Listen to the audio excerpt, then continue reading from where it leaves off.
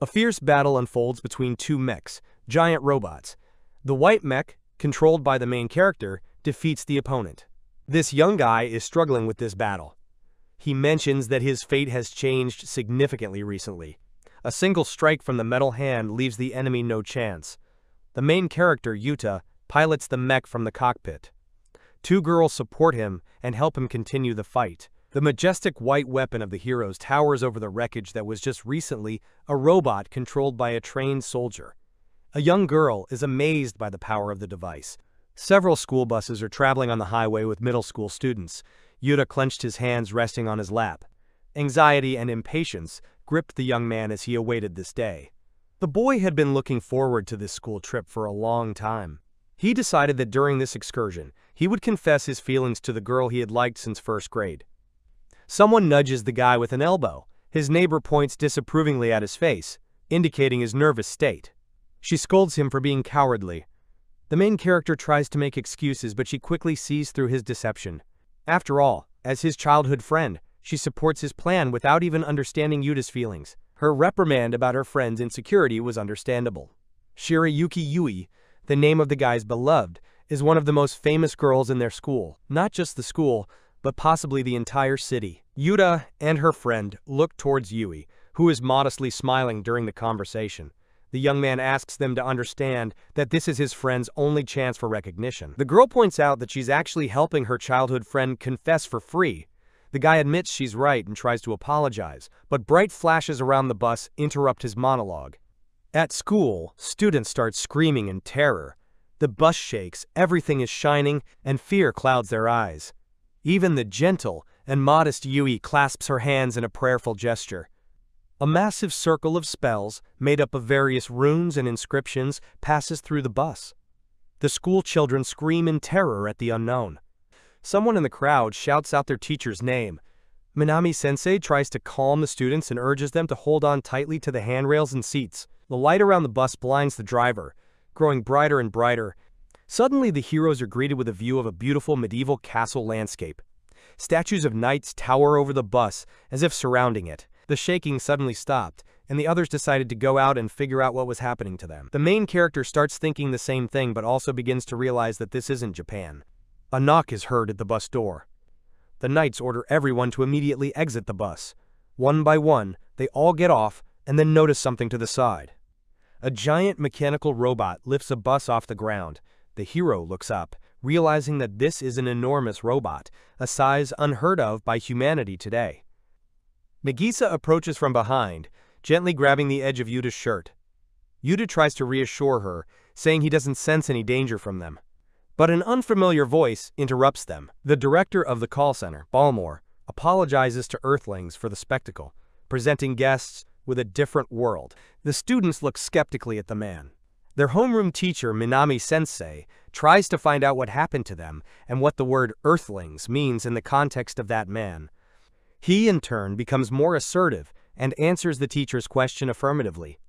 A plan to sell people at an auction in the coming days is also revealed. The Japanese hesitantly ask for clarification. Balmore decides to explain the structure of the world and the technology available to its inhabitants. Mechs have become an important part of their world.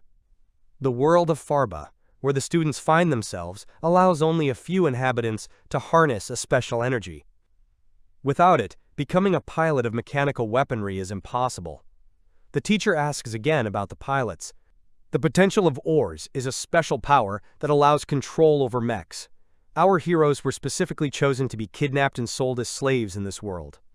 Minami-sensei is surprised by the selfishness of the leadership's decisions. Suddenly, the knight forcefully pins the teacher to the ground. The children are terrified, and the woman grits her teeth in pain. Balmore pretends to sympathize with them, but also notes that pilots hold a high status in this world. He thinks it's not a bad idea to become a pilot in a foreign world. As he prepares to leave, he mentions that they will be sold tomorrow regardless.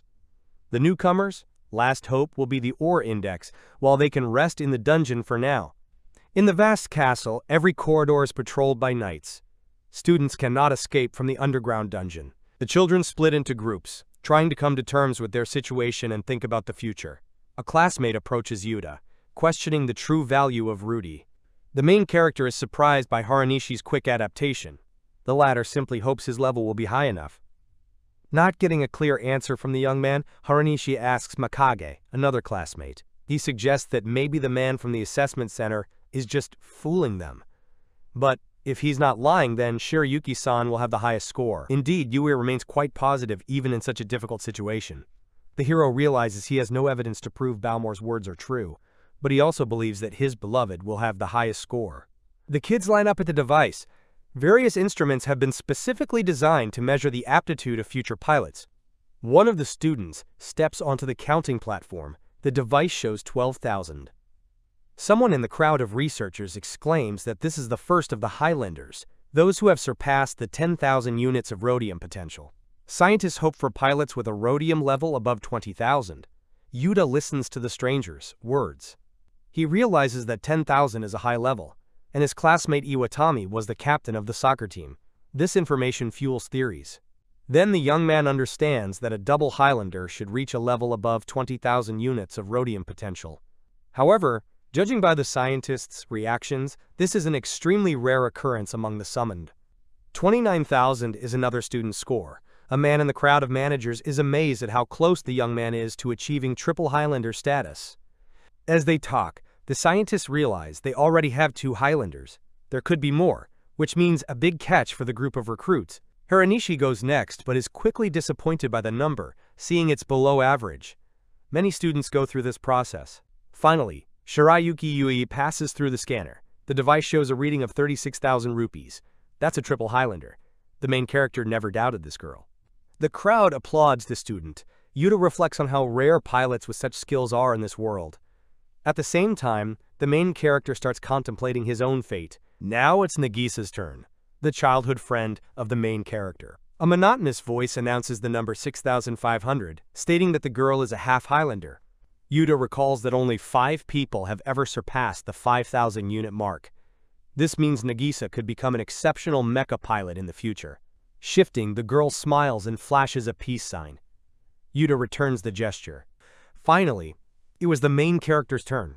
In a world where numbers on a panel determine your fate, he decides to try his luck and see if he is worthy of greatness by the standards of an unfamiliar realm. The needle suddenly swings to a critical level. The scientist's face contorts in shock and disbelief, stammering simultaneously. Gathering his strength, he manages to say the number 2. Yuta and everyone else in the room look at the man in confusion. Echoing the scientist, they gaze at the researcher with astonishment and bewilderment.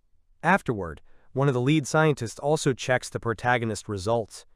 In the same amazement, he exclaims that the device is working correctly, which means the result is accurate. Yuta's rhodium potential index is 2. Amidst the sound of applause and cheers, the host suddenly announces the start of the auction.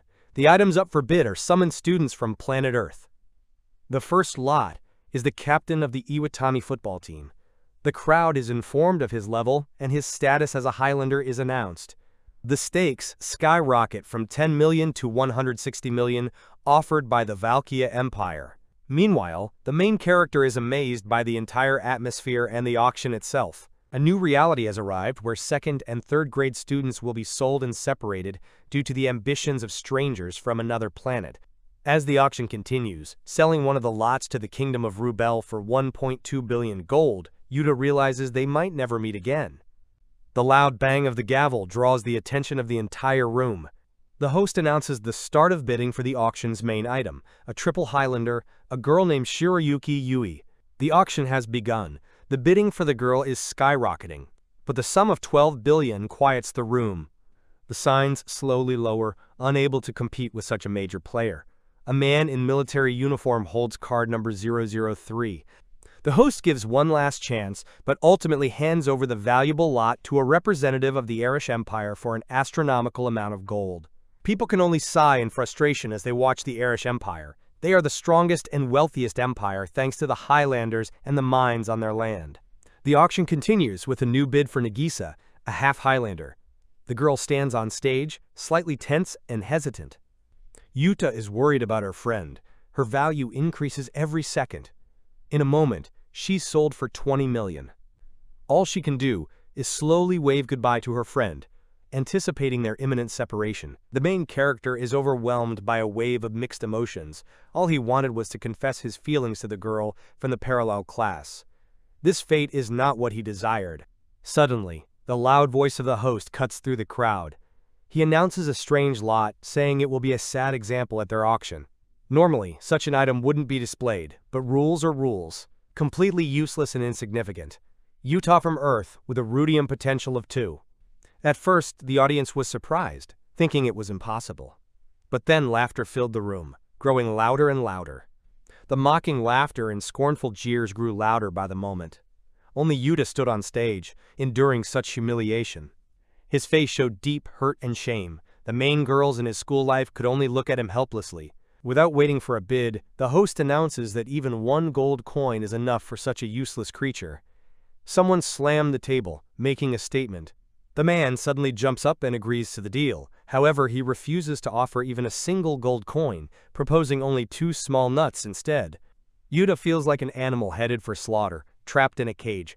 Now his new owner is taking him to a life of servitude. As he moves further away from the auction, the young man's life changes dramatically, but he knows this isn't the end, it's just the beginning. A girl stops in front of the carriage. It's Nagisa. She turns to watch the rickety iron cart, carrying her friend further away from her and their old life. All she can do is look on regretfully and softly say his name. After a long journey, the cart carrying the main character arrives at a field with a small house.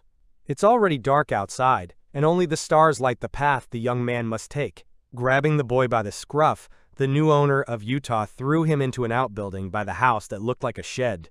This was now his new home. The guy turns around, taking in the room.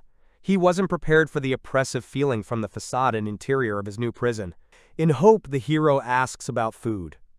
The man sarcastically replies that he has enough for today. Without waiting for the new slave's reaction, he slams the door and leaves, closing off the last chance for rescue. The young man leaned against the wall, sighing sadly. At that moment, a small, slender girl approached him. She called out to him abruptly and familiarly, using "you." The girl asks the hero if he's hungry.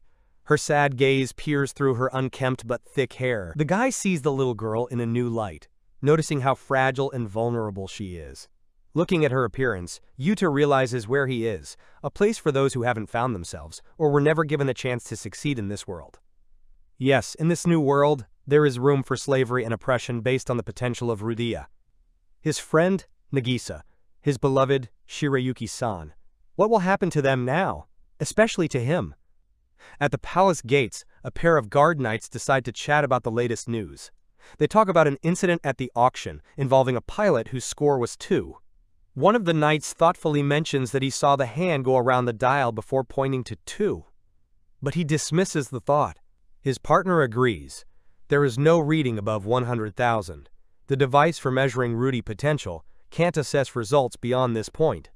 Moreover, the guy's skill level is so low that he has no chance of activating the mech. In one of the warehouses, there's a huge white mechanical robot waiting for its operator.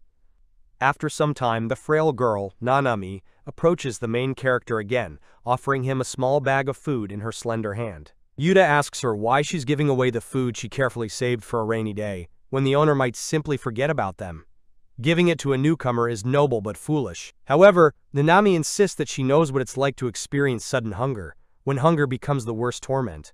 Yuta tries to say that her kindness nourishes him, but the girl immediately cuts off the flattery and asks him not to be foolish. They might only get fed once every 3 to 4 days. The boy's face freezes with complex emotions.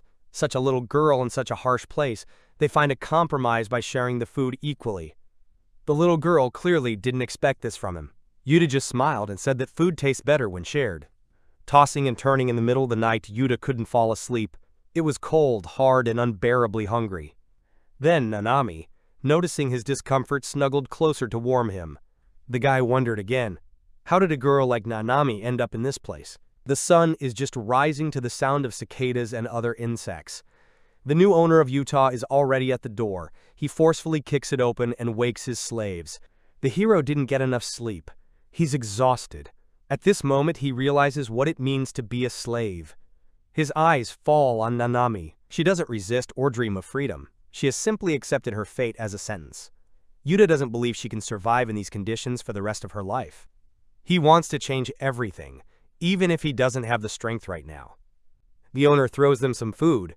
The portion is tiny, but the girl is still happy that they were remembered at all. Yuta glances curiously at Nanami and finally decides to ask how she ended up here.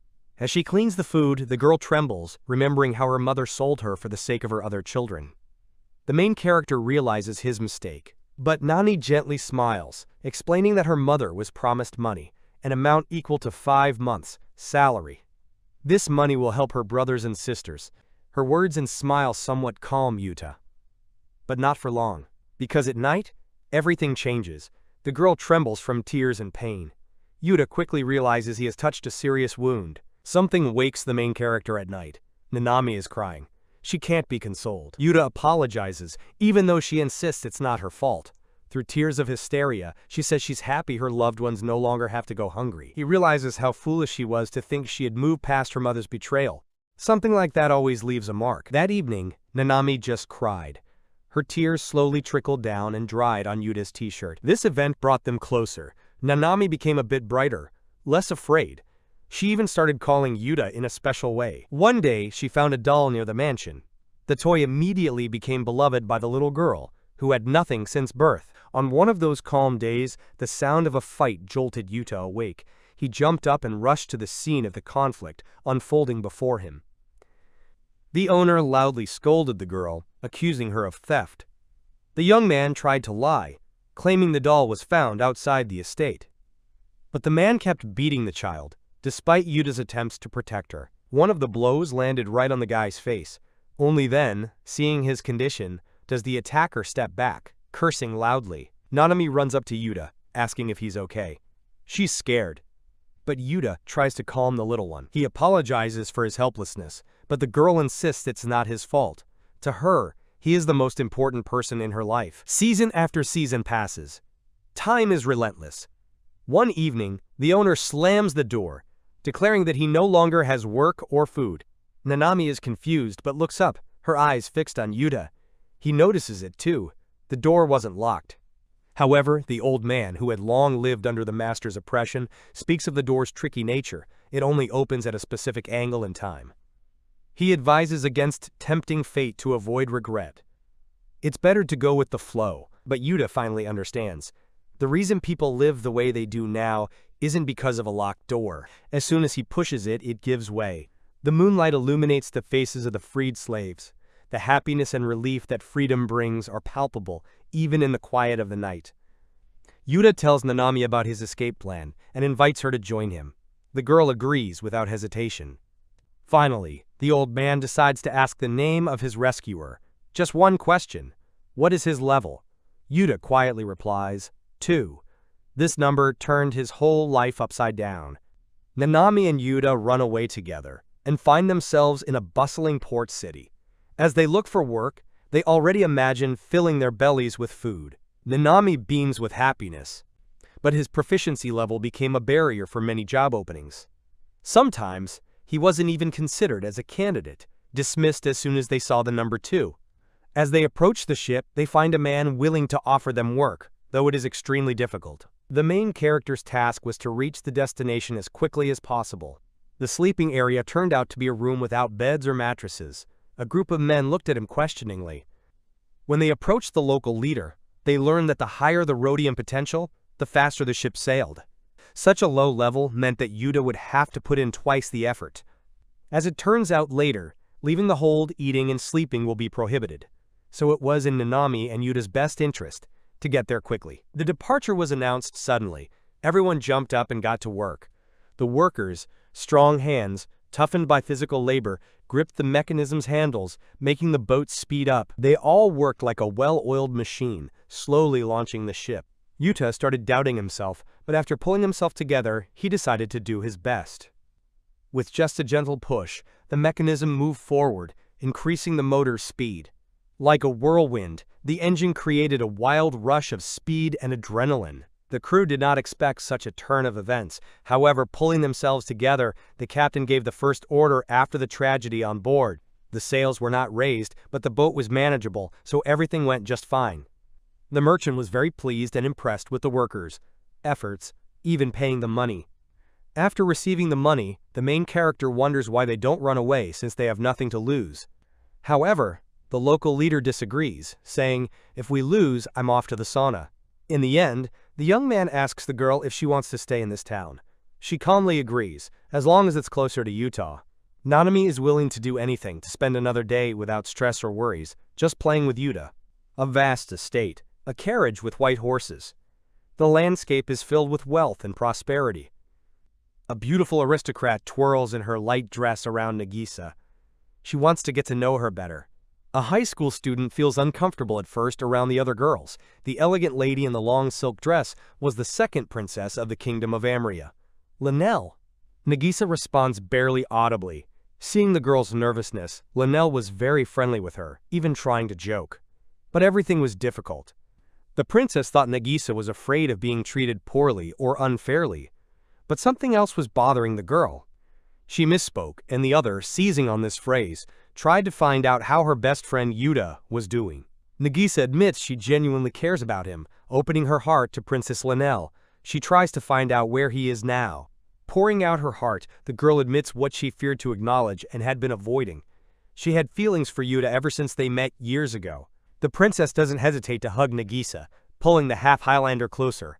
Whispering words of comfort, she vows to find that guy no matter what.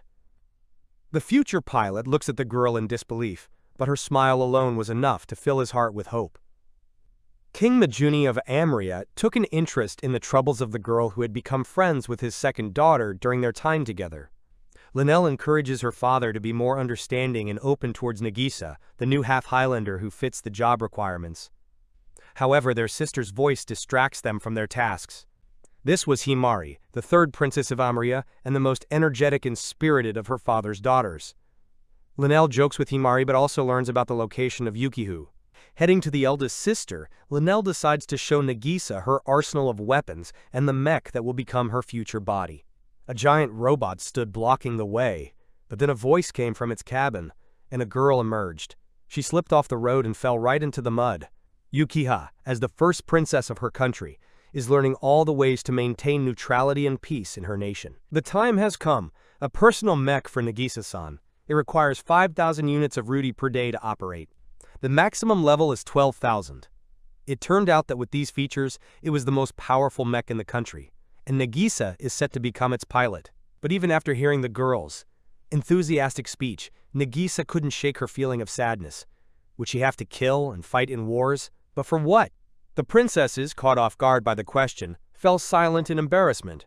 However, Yukika mentioned that other countries are rapidly increasing their power. To protect itself and maintain its neutrality, Amria needs to unite. Wandering through the city markets, Yuta and Nanami were looking for clothes, especially after being confined for so long. Nanami's eyes darted from one stall to another. Finally, the guy asked what she really wanted, and she was open to anything.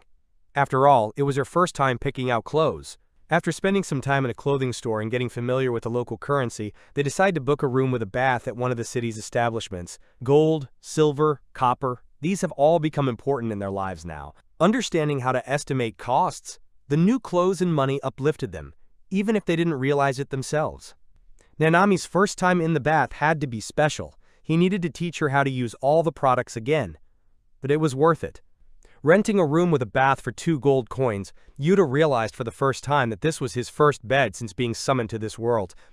Taking on important household duties, the young man warmed up the bath and reminded the child to undress before getting in the water. After taking off her clothes, Nanami felt the steam of hot water and the lather of soap on her skin for the first time. Clothes are scattered haphazardly on the floor, and the main character decides to help wash the girl's hair. Joyful. She can't control her body, splashing water around and giggling happily. In her childlike way, she tilted her head back toward the boy, and only then did Yuta realize that the little girl's body was quite mature for her age. He realized, without fully understanding, that Nanami's body had developed faster, and she was older than she appeared due to years of captivity and slavery without proper nutrition. Just to be sure, he decided to ask her age, and guessed it exactly right. She was only 14 years old. But her response scared the boy. In his homeland, Japan, this was considered a terrible crime. In quiet horror at the situation, Yuta suggests that Nanami take a bath herself. However, she cannot comprehend Yuta's Japanese way of thinking. In the end, Nanami refused to leave and stayed in the bathroom with the young man, wiping his back. However, Yuta managed to handle the awkward situation. Whispering softly and helping the main character wash up, Nanami suggests staying together until the very end. Letting go of his worries, Yuta agrees that they will be together until the end. The next day, Yuta reflects on how he has become a true older brother in Nanami's eyes. Now, he proudly considers himself Nanami's only family. In her new outfit and with freshly washed hair, she seems like a different person. Seeking compliments, Nanami asks if her new dress suits her. After receiving a positive response from the main character, they set off together toward the future. The first step is to improve their quality of life so they can become a family without any regrets. Unfortunately, the heroes will have to wait for their happy future. Finding a decent job with a level 2 Rudia turned out to be harder than Yuta expected. But Nanami was with him and ready to support him during this difficult time, so Yuta still felt strong enough to keep trying. Their daydreaming was interrupted by the sudden arrival of a stranger with a job offer. An elderly, well-dressed man offered a job for 50 gold coins a month. Yuta gasped in surprise. 50 gold coins was an enormous amount, far beyond what he and Nanami could afford. Remembering past experiences, he knew this was an astronomical price. Still, he decided to ask what kind of work they would have to do under his supervision. It turned out to be simpler than the main character thought. All he needed to do was talk to the man's daughter. That's it. The offer was too tempting, so Yuta was skeptical. However, he agreed to try for Nanami's future. The man introduced himself as Belfast and said he was confident they would succeed. And that's how this strange meeting happened. Yuta and her stepsister entered the room of Belfast's daughter. They didn't expect to find not just a girl on the bed, but a half-blood. Without even looking at the heroes, Belfast knew they were surprised. He told them about the curse placed on his daughter by an enemy with evil intent. Now he can't even share this pain with her due to his fear of interacting with people. Yuta took a step toward her bed. She just glanced at them from under her brow. But the heroes didn't hesitate and simply introduced themselves by name, showing their sincerity. The girl was confused, but she still took the outstretched hand. Falma is the name of Belfast's charming daughter. A young man offered to be her first friend, if she didn't mind. Born into this situation and trapped in her room by her fears and anxieties, it was the first time she spoke to strangers. She was cautious. After all, it was new to her. Nanami yanked Falma, and she jumped off the bed, flying toward the girl who was eager to play. Falma stopped and shouted, surprised that Nanami wasn't afraid of her in this form. But Nanami didn't even think about it. It was something new for her. Falma laughed out loud at those words. The girls made each other happier than anyone else in the world. Belfast admits to Yuta that they were not the first to visit Falmu, but before them, children ran away from him in fear, calling him a monster. He was happy to have met such close siblings. As the estate owner, he provided the heroes with every comfort. Since then, they no longer had to worry about survival. They often played with Falma, becoming almost like family. Nanami and Falma were so similar, especially in their energy. While playing tag with the girls, Yuta realizes he has lost sight of them. But when he decides to peek around the alley, he sees a white fur. Falma found the guy before he did, and together they decided to examine the mech bought by Belfast. It was just a collectible, as it broke when a triple Highlander sat in it. Yuta wonders why fur is dug up. Aren't they made by people? The mech core cannot be recreated with current technology, so they have to be dug up from underground. Falma clarified that everything except the core can be restored. She is an expert in the field of mechs. She finds mechs fascinating, and the mystery of their cores draws her closer to research. Yuta explained that his Rudy level was too low to try, but they were lucky that Falma had a Rudy potential of 7,800. At that moment, Nanami came running. Looking at her, Falma was curious about her level, but Yuta immediately said it was less than 100 since she hadn't opened the door in confinement. It turned out she didn't even try. This meant there was a high chance the girl had elevated levels of Rudy. Over time, they were able to test Nanami's rhodium potential. Mr. Belfast provided all the necessary conditions and asked them to maintain confidentiality. But who could have expected that Nanami would turn out to be a triple Highlander? Belfast offered her the chance to become a pilot for the royal family. But she wanted to be a child for just one more day. Happy for his new family, Belfast acknowledges that his daughter now has a new family and friends. Meanwhile, Shirayuki Yui is frightened by the outcome of all the events. She and her friends are separated because of a strange auction. But her thoughts always return to him, Yuta-kun. Yui-sama gazes at the majestic yet shrouded castle. Her guide points the way toward the imperial palace. Two groups of soldiers lined up to welcome the newly arrived Triple Highlander, Shirayuki Yui, from planet Earth. As the carriage approaches the main gates, the heroine receives a sharp remark about her lack of confidence. She remains silent, not attempting to defend herself. She reflects on how she lacks the dignity and grandeur to warrant such treatment. As she approaches the throne, the young woman sees a middle-aged man lounging on it. This was Emperor Erishi. He remarks on her pleasant appearance, saying she doesn't quite look like a high-ranking Highlander. But he finds that appealing. Shirayuki is told that in the presence of the emperor, one must kneel. But he dismisses the tradition, reminding them that Yui is the fifth Triple Highlander. All that matters is that she swears loyalty and becomes one of the empire's faithful subjects. A young woman gazes in amazement at the halls filled with furs. Despite their majestic appearance, they are just primitive models for untalented soldiers. The soldier, slightly hurrying the girl along, shows Shirayuki the mech she is going to pilot. The name of the magical machine is Elval. It requires 30,000 units of rudium to activate. Its high-level armor and power make the mech unbeatable. Suddenly, an unfamiliar male voice echoes the scientist, speaking about the monstrous power and capabilities of this new mech. The voice belongs to Yuto. He is a celebrated pilot of the Erisha Empire. Yuto tells us that he is also Japanese and was sold 5 years ago. Now this new acquaintance offers Yui help in the future, as his student and newcomer in this environment. It turned out that Yuto-sama is a 5-time Highlander, unique and unparalleled. In fact, he is the strongest, having reached a Rudia level of 57,000 units. After saying goodbye to us, he approaches the scientists and engineers, who were responsible for the maintenance of Ajuma. The heroine's companion calls Yuto great, saying that sometimes his word carries more weight than the emperor's. It's no wonder, as this pilot made the Erish Empire the strongest. We can only try to get closer to him in the future. But suddenly, as they start discussing Yui-sama's upcoming training and missions, they get distracted by Shirayuki's request. She reminds her companion about the guy who was sold for a nut. He smirks, mocking the defective one, but the girl tries to defend him. Shirayuki Yui just wanted to know how that young man was doing. But from her mentor, she hears that he will order his release. A happy smile blooms on the girl's face, because she was able to help her beloved. She regrets not sharing her feelings earlier. Like Yuta, she tried to gather the courage to confess during the school trip, but fate played a cruel trick on them. The atmosphere in the Belfast house is grim. It turns out the government has learned about Nanami and her Rudia level. Now they might demand her surrender to serve the Empire and fight in the war. The estate owner now plans to hold off the attackers while her daughter and the family's new friends escape from the mansion. At the door, a deep bass voice can already be heard demanding the surrender of the Triple Highlander. The pounding and shouts of the guards grow louder. Yuta tries to persuade Nanami to make a quick escape, but they don't have enough time. Falma catches them in a difficult decision that could harm their friendship. The military realizes they won't get a response and starts considering countermeasures. Meanwhile, Belfast bids farewell to the heroes and thanks them for the happiness they brought to his home, even if it was brief. But suddenly, the knife pierces through the heavy door, right where the Count was standing. Belfast collapses from pain and blood loss.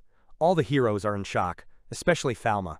Her father was wounded by unknown assailants right before her eyes. The girl's father asks for her forgiveness one last time as he dies in her arms. All he can do is watch as his daughter cries and screams hysterically. Falma keeps praying for her father's survival. However, he only asks Yuta to take his daughter far away. He doesn't want her to face the same fate, loneliness, and detachment. After a moment of silence, Yuta agrees to help rescue Falma and Nanami from the government and Highlander hunters. In the end, the Count says that the time spent with Falma was the best. He wonders if he was able to make her even a little happier. He only wishes for her to have a normal childhood, like everyone else. Falma sincerely replies that she has been happy with her father since the day she was born. He just nods, shedding a single tear as he says goodbye to his daughter. Belfast takes his last breath on the lap of his beloved little girl. Without giving the heroes a moment to grieve, the soldiers try to break through the main gate. Yuta grabs the girls by the hands, realizing that if they stay here, they won't survive. Warriors and mechs have surrounded the Count's estate. In fear, Nanami clutches the main character's clothing, pressing closer. Together, the three of them try to bypass the enemy's massive army. In the end, Falma points to the mech they found earlier. The robot's armor was intact, but outdated, making it the perfect shelter. Feeling awe in front of the massive machine, the main character hesitates and doubts if it's possible. But the older girl points to a manual hatch on the chest, while the other points to the ladder for their plan. Realizing the difference between the mech and himself, the hero understands how vast it is, just like the responsibility placed on him. After setting up the ladder and opening the hatch, the hero sees a small pilot's cabin. Yuta is inside a mech for the first time. Given his low rank, he never even dreamed of such an opportunity. Barely fitting inside, they tried to start the mech. But Yuta hears heavy footsteps approaching. A mech, piloted by one of the enemy pilots, enters the room with our heroes. Falma immediately recognizes it as a Reldon model robot. Another pilot enters the storage room. The first one swears he saw the kids here. Realizing the children aren't there, they turn their attention to the battered car. The attempt to hide fails, and they prepare to attack the mech. Unafraid of harming the triple Highlander, the enemies grab spears to destroy this ancient machine. In a panic, Yuta pulls one of the levers, and the machine awakens, ready for battle. Everything lights up as electricity flows through the wires of the massive machine. Despite being built years ago, it can still compete with other machines. Suddenly, Falma shouts a warning to be careful. The enemy mech strikes with a steel spear it found. The pilots of other mechs are shocked. They didn't expect movement from such an old unit. The older girl takes on the task of training the boy, who will have to learn complex techniques on the fly. The enemies have recovered and are joining forces to defeat the heroes. The young man points out the lack of any weapons for resistance. Falma tries to find a way out of the situation. Suddenly, the girl calmly says that weapons aren't really necessary for victory. She suggests that Yuta fight them hand-to-hand. Suddenly, at incredible speed, the antique mech starts moving. With its fist, it punches through the armor of another robot. The team is amazed by the machine's power. It even surpasses the Zofus of the Reldon Empire, which is a huge shock for them. Nanami supports the main character. With her genuine charm, she echoes the elders, also speaking about the power of the mecha. Ready for battle, Yuta decides to break through the opponents and escape. The battle unfolds right in front of the Count's estate. After smashing the second mech to pieces, the hero claims his first victory. Seeing what was left of the enemy mech, Falma was amazed at how such an old machine could hold so much power. However, Yuta was more concerned about their safety. Trying to carefully distance themselves from enemies, Yuta and the girls encounter other Zofus. 3 against 1 is a tough battle.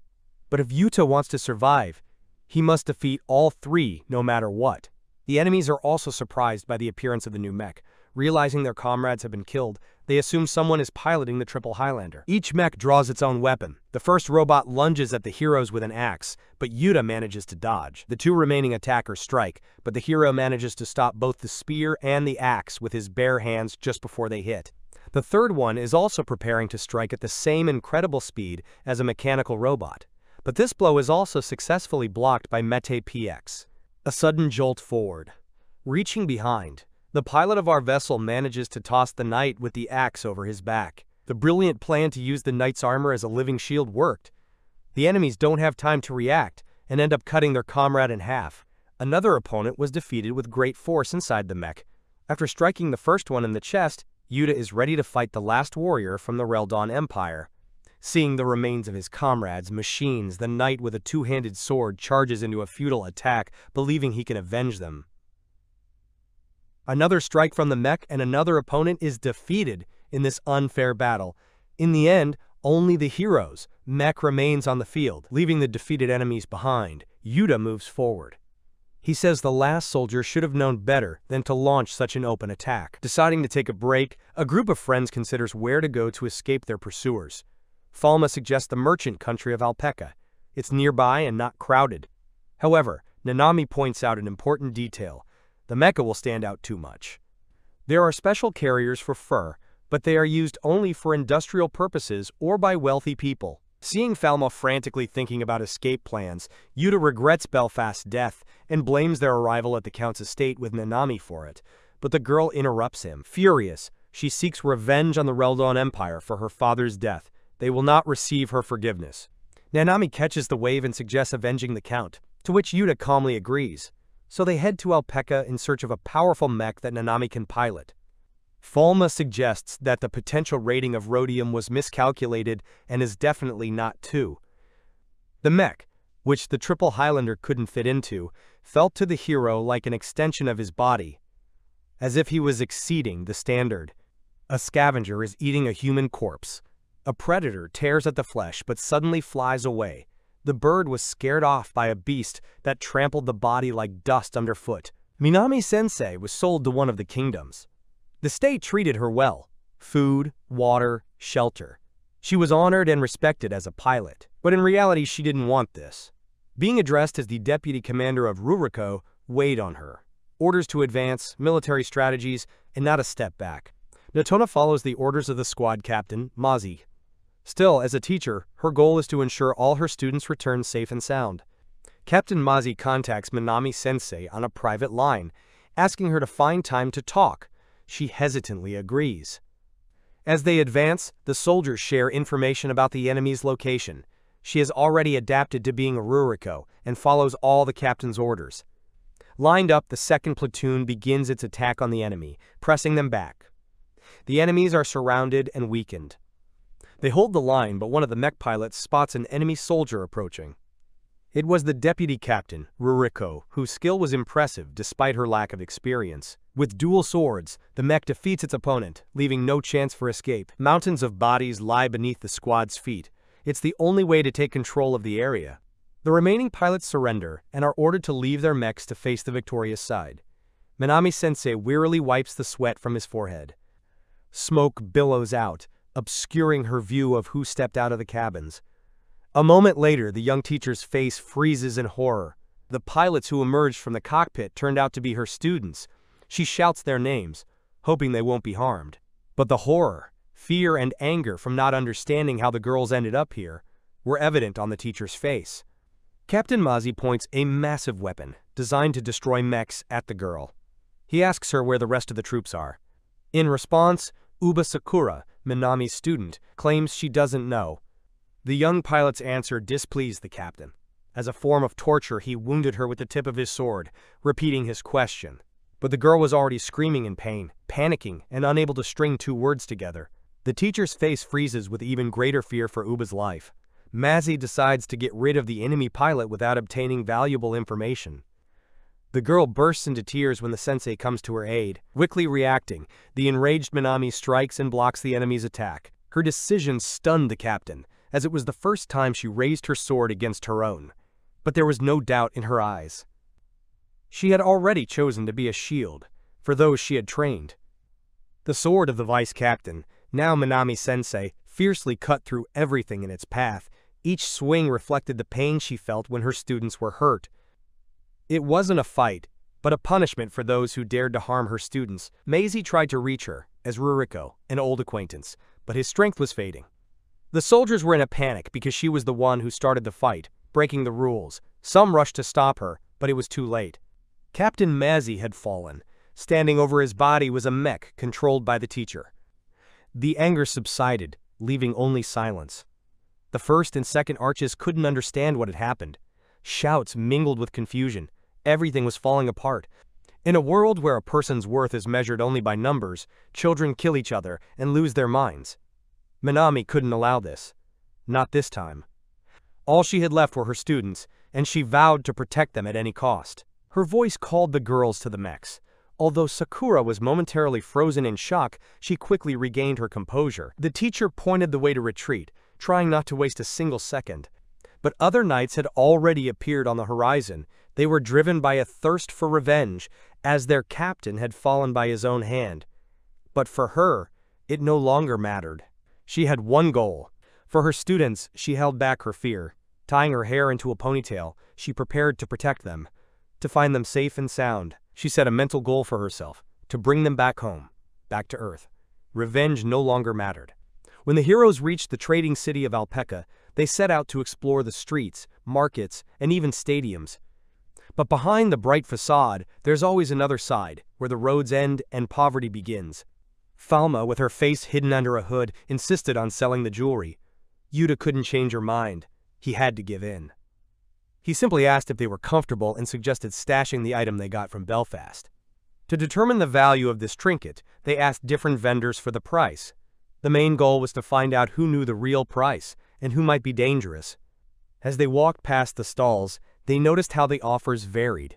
Some thought their earrings were fake, while others offered huge sums. The group was confused. Were they being overpaid, or was their merchandise undervalued? Finally, they began discussing the possibility of going to the dealer who offered $2 million. But before they could decide, an unfamiliar voice interrupted their thoughts. A tall man, overhearing the conversation, warned them, if they choose that merchant, they'll regret it. Yuta didn't believe him right away, so he asked for his name. His name was Gene. Now he was their new advisor. He explained that the proposed amount was a trick. The merchant hoped to lower the price at the last moment. This was his well-known tactic. The main character pondered. Meanwhile, Jean offered his services for a profitable sale. He will help sell the product at a high price, asking for only 10% of the deal. If it doesn't work out, no one loses anything. The proposal seemed reasonable. The group agreed, as the chance to earn money in the current situation was too valuable to pass up. Jean and they visited a few more traders. One offered 10 million, another 15. Jean consistently held his ground, not giving in, and kept raising the stakes. At one point he pretended to leave, explaining how valuable their stones were. The master jeweler, not wanting to lose the deal, instantly raised the price to 30 million. Jean, after calculating the profit, decided to ask why they needed such an amount. Yuta admitted they wanted to buy fur and get revenge. The man was surprised. After all, the pilot only had 2 rudia, though he kept quiet about it. Then the heroes uncovered the secret. One of their trump cards was Nananami, a triple Highlander. Jean was breathless. It was the first time he had seen a score over 10,000. He doubted their words, unwilling to delve deeper. But soon he realized they weren't lying. He then explained the true cost of a mech for a Highlander, at least 100 million. The heroes were stunned once again. Jumping up, Jean remembered the tournament. Winning it could bring not only fame, but also the fur itself as a prize. There was a chance. All it took was the courage to act. Dawn illuminated the city. Through the alleys, along the walls and towers, they reached the Colosseum. There, where the clash of metal and cries of pain are heard daily, new stories began. The gladiator arena is the epicenter of power in Alpaca. Occasionally Highlanders would appear there, but this was a rare occurrence. Jean sensed that the mech draw was about to happen. After all, significant bets were being placed in the stands on the mechs fighting in the arena pit. The fight was already raging in the arena. One of the fighters was trying to turn the tide of the battle. The main character felt the call of the arena. Jean promised to help, and he believed him. The girls were worried. Nanami anxiously looked at Yuta, concerned that their opponents might be stronger. Then Jean asked how much rudia he had. Smiling, he replied, 2. He asked them not to doubt him or his intentions. Turning to Jean, Yuta confirmed that he indeed had only 2 rudia. Jean was shocked. It was too small a number to participate. Then the man suggested that Nanami should pilot, but he soon heard that the mech doesn't accept anyone else. Only one person can control it, and that's Yuta. This surprised the first guy even more. Such a powerful mech with only 2 rudias? Impossible. But he had to believe it. At that moment, the announcer called the second match. The new participant is Shinsuke Yamakura, champion, winner, legend. His opponent is the monk Aldanta. He has 1,000 victories to his name. To Yuta, Shinsuke was a classmate, calm and kind, even though he didn't know him well enough to say that. Once. Now he was a different person. His smile turned cruel, and his gaze was filled with madness. Time in the arena had changed him beyond recognition. Yamakura changed completely. He absorbed the arena's style, became ruthless, and showed no mercy to the weak. Fueled by adrenaline, Shinsuke was the first to attack. This struck Yuta. The young man he once was seemed unrecognizable, and this distortion of perception made the hero feel uneasy. The fight began. His movements were precise, but the opponent's experience was also crucial. The monk's mech reacted faster than the eye could follow. In the next attempt, Yamakura's attack was thwarted by a skillful move from the opponent. The first one got angry about it, but the monk just smirked. From behind Aldant, a claw emerged, a hidden weapon capable of inflicting deadly damage and standing up to the strongest mechs. The monk began explaining the mechanism. He believed that no one could overcome it. The guy's mech made a maneuver that changed the course of the battle. It was close but precise. The audience held their breath, thinking the youngest participant was done for. But this didn't scare the main character's classmate at all. Each participant had a trick up their sleeve for emergencies. Both refused to give up. The mechanisms creaked, the metal bent, but the battle continued. A blow to Aldant's armor was devastating. The monk's mech fell apart. He realized the battle was lost. Horror was frozen on his face. Shinsuke shouted something as a final word and finished him off. Crack, strike, finale. The arena erupted in applause once more. For the winner, life and victory. For the loser, death. Yuta, watching this, realized it was indeed his former classmate, but no longer the person he once knew during their school years. Inside this fighter, nothing remains of Shinsuke-kun. Only the appearance. And even that is questionable. Jin tried once more to dissuade Yuta. He believed that a monk should set an example. But if achieving his goal means defeating even him, Yuta will fight. He won't back down. Not now. So the next task is to find the first opponent in the rankings, someone wealthy and proud. While the arena buzzed, one of the men secluded himself in a cafe and silently drank. One bottomless glass after another. Jean finds a suitable opponent for Yuta, but he is not eager to fight the newcomer. Jean offers the Red Dragon a high bet, and he still agrees to the fight, confident of his victory. Jean smiles maliciously. Yuta stands in front of the mag machine, thinking about how this is his first time piloting a machine in combat. He watches the other participants in the duel fight. Before he is supposed to enter the arena, he is asked if he has a nickname, and Yuta says that he doesn't have one. A nickname is needed for registration, and the administrator asks him to come up with a suitable name for the mechanism magician. The guy thinks and remembers his favorite anime, and the name of the main character. He gives his magic mechanism the name Alio. The arena is full of spectators. It's time for Yuta to get into the mag mechanism, because it's already being announced to the public. Jean calls out to him. He has no doubt that Yuta will win, but asks him to pretend that the victory was very difficult for him, as this will affect his next fight. The arena announces Yuta's opponent, the Red Dragon, and his mechanism Holga. Yuta looks at the betting board and realizes that no one has bet on him. The fight begins. Yuta swings and hits the Red Dragon, shocking the man. The guy analyzes the situation and realizes that he can win with one blow, but remembers Jin's parting words. One more blow, and the enemy is defeated. The mechanism magician falls. The spectators watch the defeat of the Red Dragon. The stands explode with shouts. Jean is indignant. He could not even imagine that everything would turn out exactly like this. Yuta realizes that he let Jin down and now things are bad for him. The Red Dragon comes to his senses and says that he underestimated his opponent. The man warns Yuta that he will fight seriously now that he has seen his capabilities. Yuta is glad that his opponent can still fight and accepts his killer move. The mechanisms clash again in battle. Their controllers glare at each other. The Red Dragon does not understand what is happening. The man is shocked that his magic mechanism is falling apart from Yuta's attack and says that this can't be happening. Yuta wins the battle. He is declared the winner. Jin meets Yuta, who climbed out of the mechanism with a dissatisfied face. He scolds him for not listening to him. The guy apologizes. He understands that now it will be difficult for him to find a suitable opponent. Nanami and Falma come out with a cart of the gold Yuta won, and he is happy that he deserves credit for it. They go to a tavern to eat and celebrate their victory. Yuta is upset because now it will be difficult for him to find an opponent because he overdid it. He is angry with Jin because he drinks a lot and asks him to fix the situation.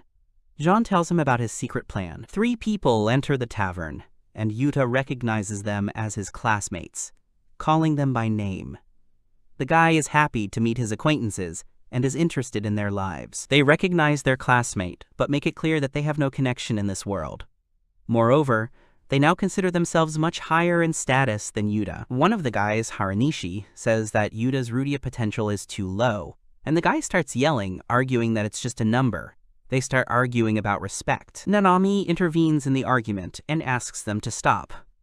Falma supports her friend, arguing that they are friends, and friends should not say such offensive things to each other. Haranishi is amazed that girls can so easily interfere with their conversation, and calls Yuta a slave. He approaches Falma and threatens her to obey.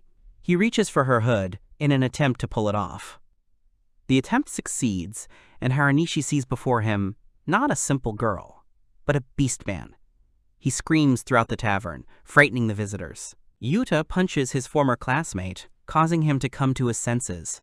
The boy yells at him, calling him a monster worse than a beast man, because he equates everyone based on the principle of weapon potential and enjoys humiliating other people.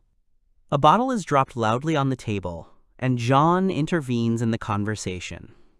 He clarifies the status of Yuta's classmates and suggests settling the dispute in the Colosseum. The arguing boys turn to look at him. Haranishi is unsure of Jin's sanity, but Yuta believes him because he reminds him of his plan. Jean proposes that the three of them fight against Yuta alone and makes a big bet, offering only one condition: a crushing victory. Yuta's classmates are surprised by this turn of events and do not believe Jin's words, to which he says that their refusal will mean that they are afraid of Yuta. The boys accept the fight. The arena is filled with people.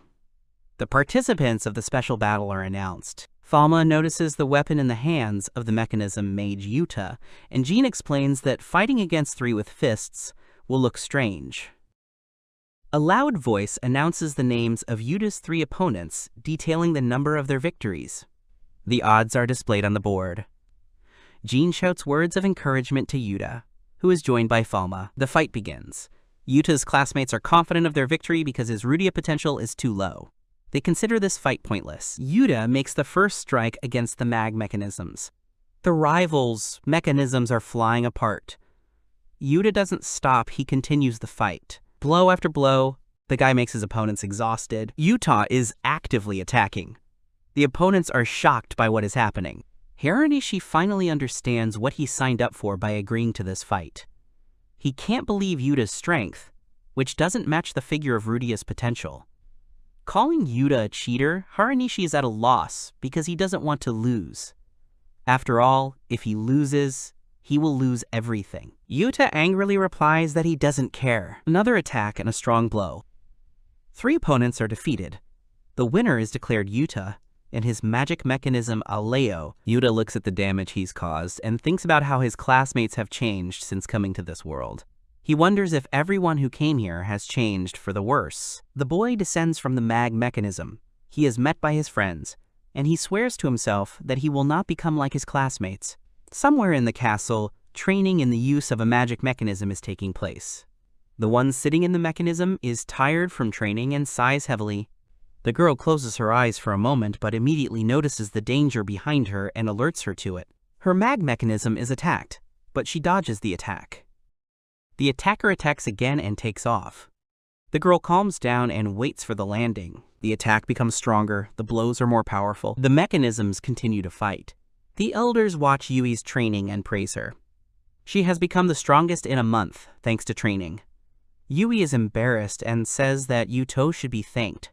In response, Yuto tells the girl that she has a talent for development and suggests that next time she try her hand at a real fight at the front. Yuto asks Ito about fulfilling his request regarding the guy with low Rudia potential.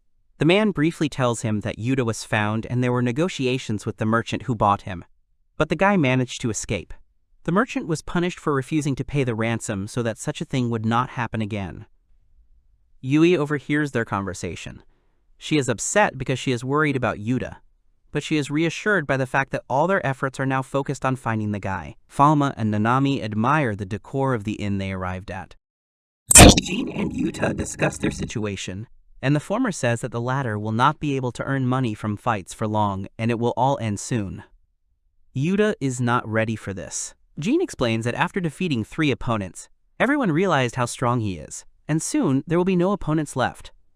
Yuta doesn't know what to do. Nanami and Falma break the bed, and Jean and Yuta look at them in surprise.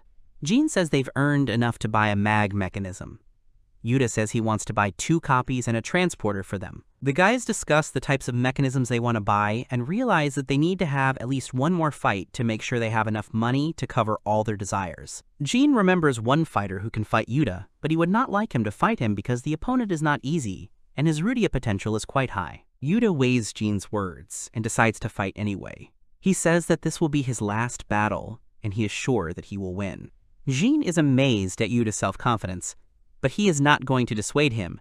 He clarifies about the bet. Yuta is willing to bet everything he has, and Jean thinks it's complete nonsense. At night, when Jean is asleep, Falma and Nanami talk to Yuta. They suggest that they all move in together in a quiet place after they avenge Falma's father. Yuta says that he would like that too. Nanami asks the boy if he is going to fight, and he answers yes. The girl asks him to be careful, and Yuta assures her that he will be fine. He thinks that he is bluffing, but he cannot worry his loved ones. Yuta comes to his opponent, who turns out to be a young girl. Neither of them expected to fight each other. The girl clarifies the conditions of the duel, and Jean voices the amount they have set. She says that she is not very interested in money, so she is ready to agree if she sets the condition herself. She offers the loser to become the winner's property. Yuta is excited. Jean refuses and says that this is mockery, to which the girl responds that otherwise there will be no fight. Yuta agrees to the condition. The girl likes Yuta more and more. Jean tries to dissuade his friend, but Yuta is confident in his victory. Jean is again irritated by Yuta's self-confidence. The girl introduces herself as Aluna, calling Yuta a boy. Yuta introduces herself in return and asks to be called by his first name. Aluna does not hide the fact that she wants to make Yuta her slave and wishes them both good luck. Yuta reciprocates. A lot of people gathered to watch the fight. Everyone is discussing the obvious outcome and is not going to risk betting on Yuta. Jean watches the stands fill up and says that so many people came because of rumors of money bets. Yuta asks if anyone bet on him. Falma join him, saying that they believe in Yuta. The guy replies that he will not let them down and will definitely win. The fight begins. The participants are announced. Aluna, who has not had a suitable opponent for a long time, is named the strongest warrior and queen. And Yuta, who is dizzy with success after several victories. Everyone is interested to know what chances the newcomer has. Aluna wishes Yuta luck by calling him a boy again. The boy snaps back and reminds the girl of his name. The fight begins. Aluna attacks, finally calling Yuta by name. The girl beats Yuta's magic mechanism, and he watches her fight. Aluna attacks again, and her attack is too fast for Yuta. She doesn't stop hitting and laughs at Yuta, asking if he's going to attack her. The guy answers yes, but thinks that it's quite difficult for him to hold on. The battle continues. The mage mechanisms strike each other with blow after blow. Yuta attacks. He manages to disable Aluna's mechanism for a moment. The girl likes her rival. He is the first one who was able to damage her mechanism. Yuta is confident that he will win. Aluna is becoming more and more interested in how this battle will end, and she is fired up with excitement. The girl makes a dash and disappears from sight. Yuta doesn't understand what's going on. Jean is watching the fight, shocked by what's happening. Yuta gets hit hard. Aluna's mechanism appears in his field of vision and strikes again. Yuta is tense, trying to comprehend what is happening. The guy's magic mechanism is on fire. The people in the stands are cheering. Falma and Nanami are screaming, worried about Yuta. Yuta asks Jean a question, and Jean confirms his guess that Aluna's acceleration is the result of concentrating on the value of the ore's potential in order to increase it. Yuta wants to find out. Aluna calls Yuta a fool because he has no idea about energy concentration, yet he decided to fight her. She wants to finish the fight. Yuta knows he's in a pretty bad spot. He's unlikely to be able to fend off another attack like that. He succeeds, but Aluna's mechanism attacks him again. It looks like a trap. Yuta's mechanism body is almost completely destroyed. He has to defend himself blindly. He can't decide how to build his defense. In addition, he doesn't know how to use the weapon's potential. The guy remembers his life in the real world. He used to practice Aikido and go to training. He was often late, which is why he got it from his father. The guy was upset when he came to the training, which turned out to be meditation.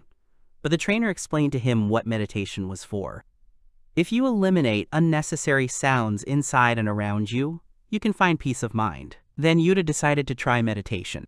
Aluna attacks, but Yuta parries her blow. The girl does not understand what is happening, because her blow should have shattered the mechanism. A strange aura is drawn around Yuta's mechanism, which Aluna notices. She watches Yuta, who, it seems to her, has changed quite a bit beyond recognition.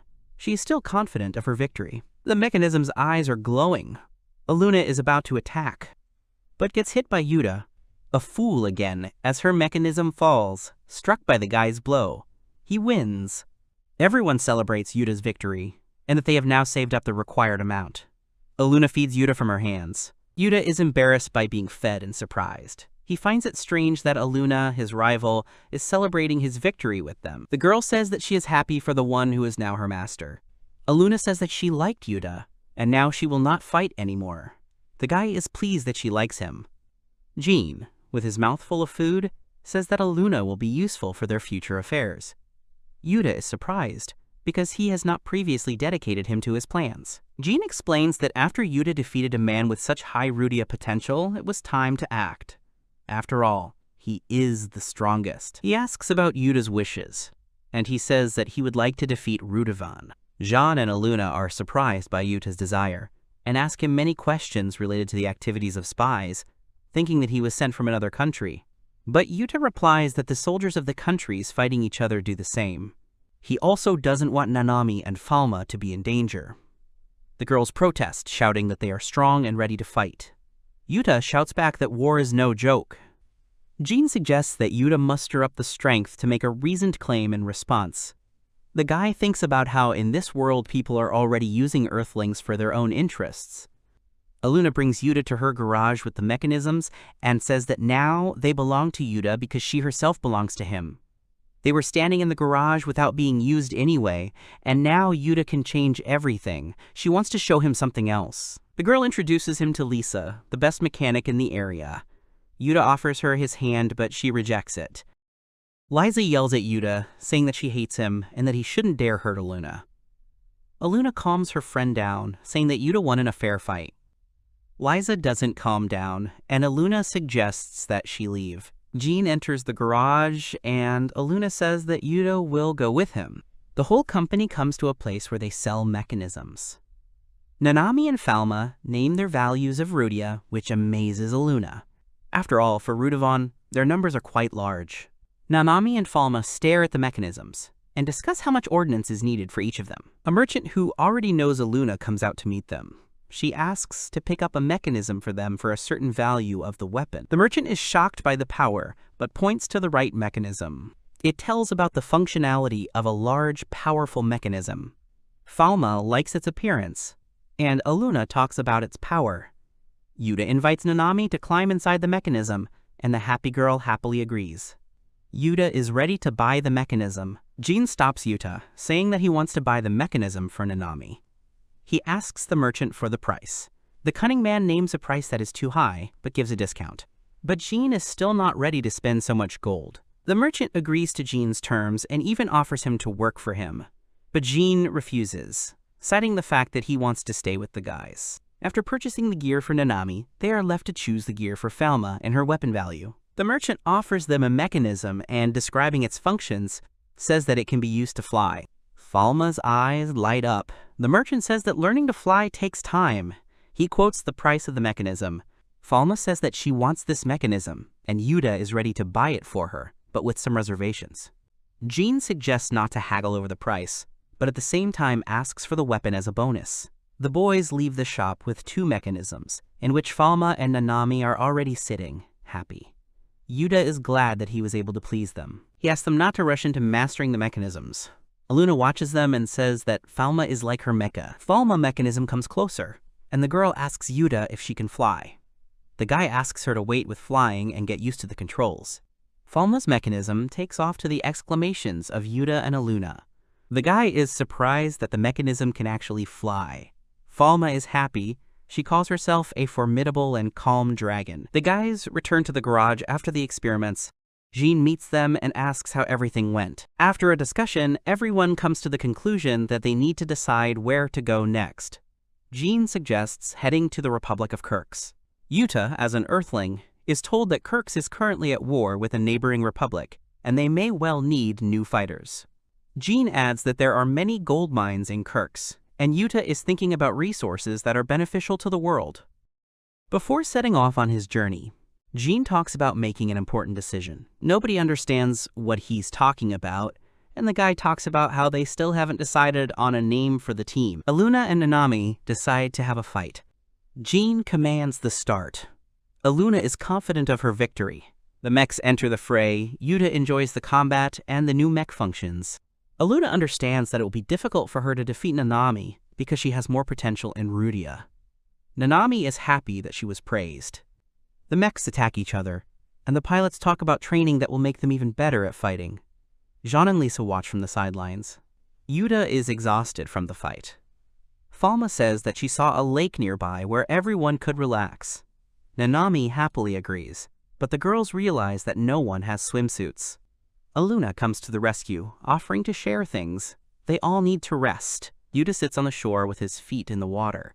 Someone calls out to him. 4 girls in bathing suits appear before the eye. They look at the lake and ask many questions about it. Aluna invites Yuta to go swimming, but he refuses. Lisa threatens the guy so that he does not stare at Aluna. Jean comes to the lake and invites Yuta to go fishing. The guy agrees, examines the fishing mechanism, and thinks about whether he will be able to catch anything. After a while, Yuta gets a bite and pulls out a fish. The guy is happy with the catch, until he sees Jean with baskets full of fish.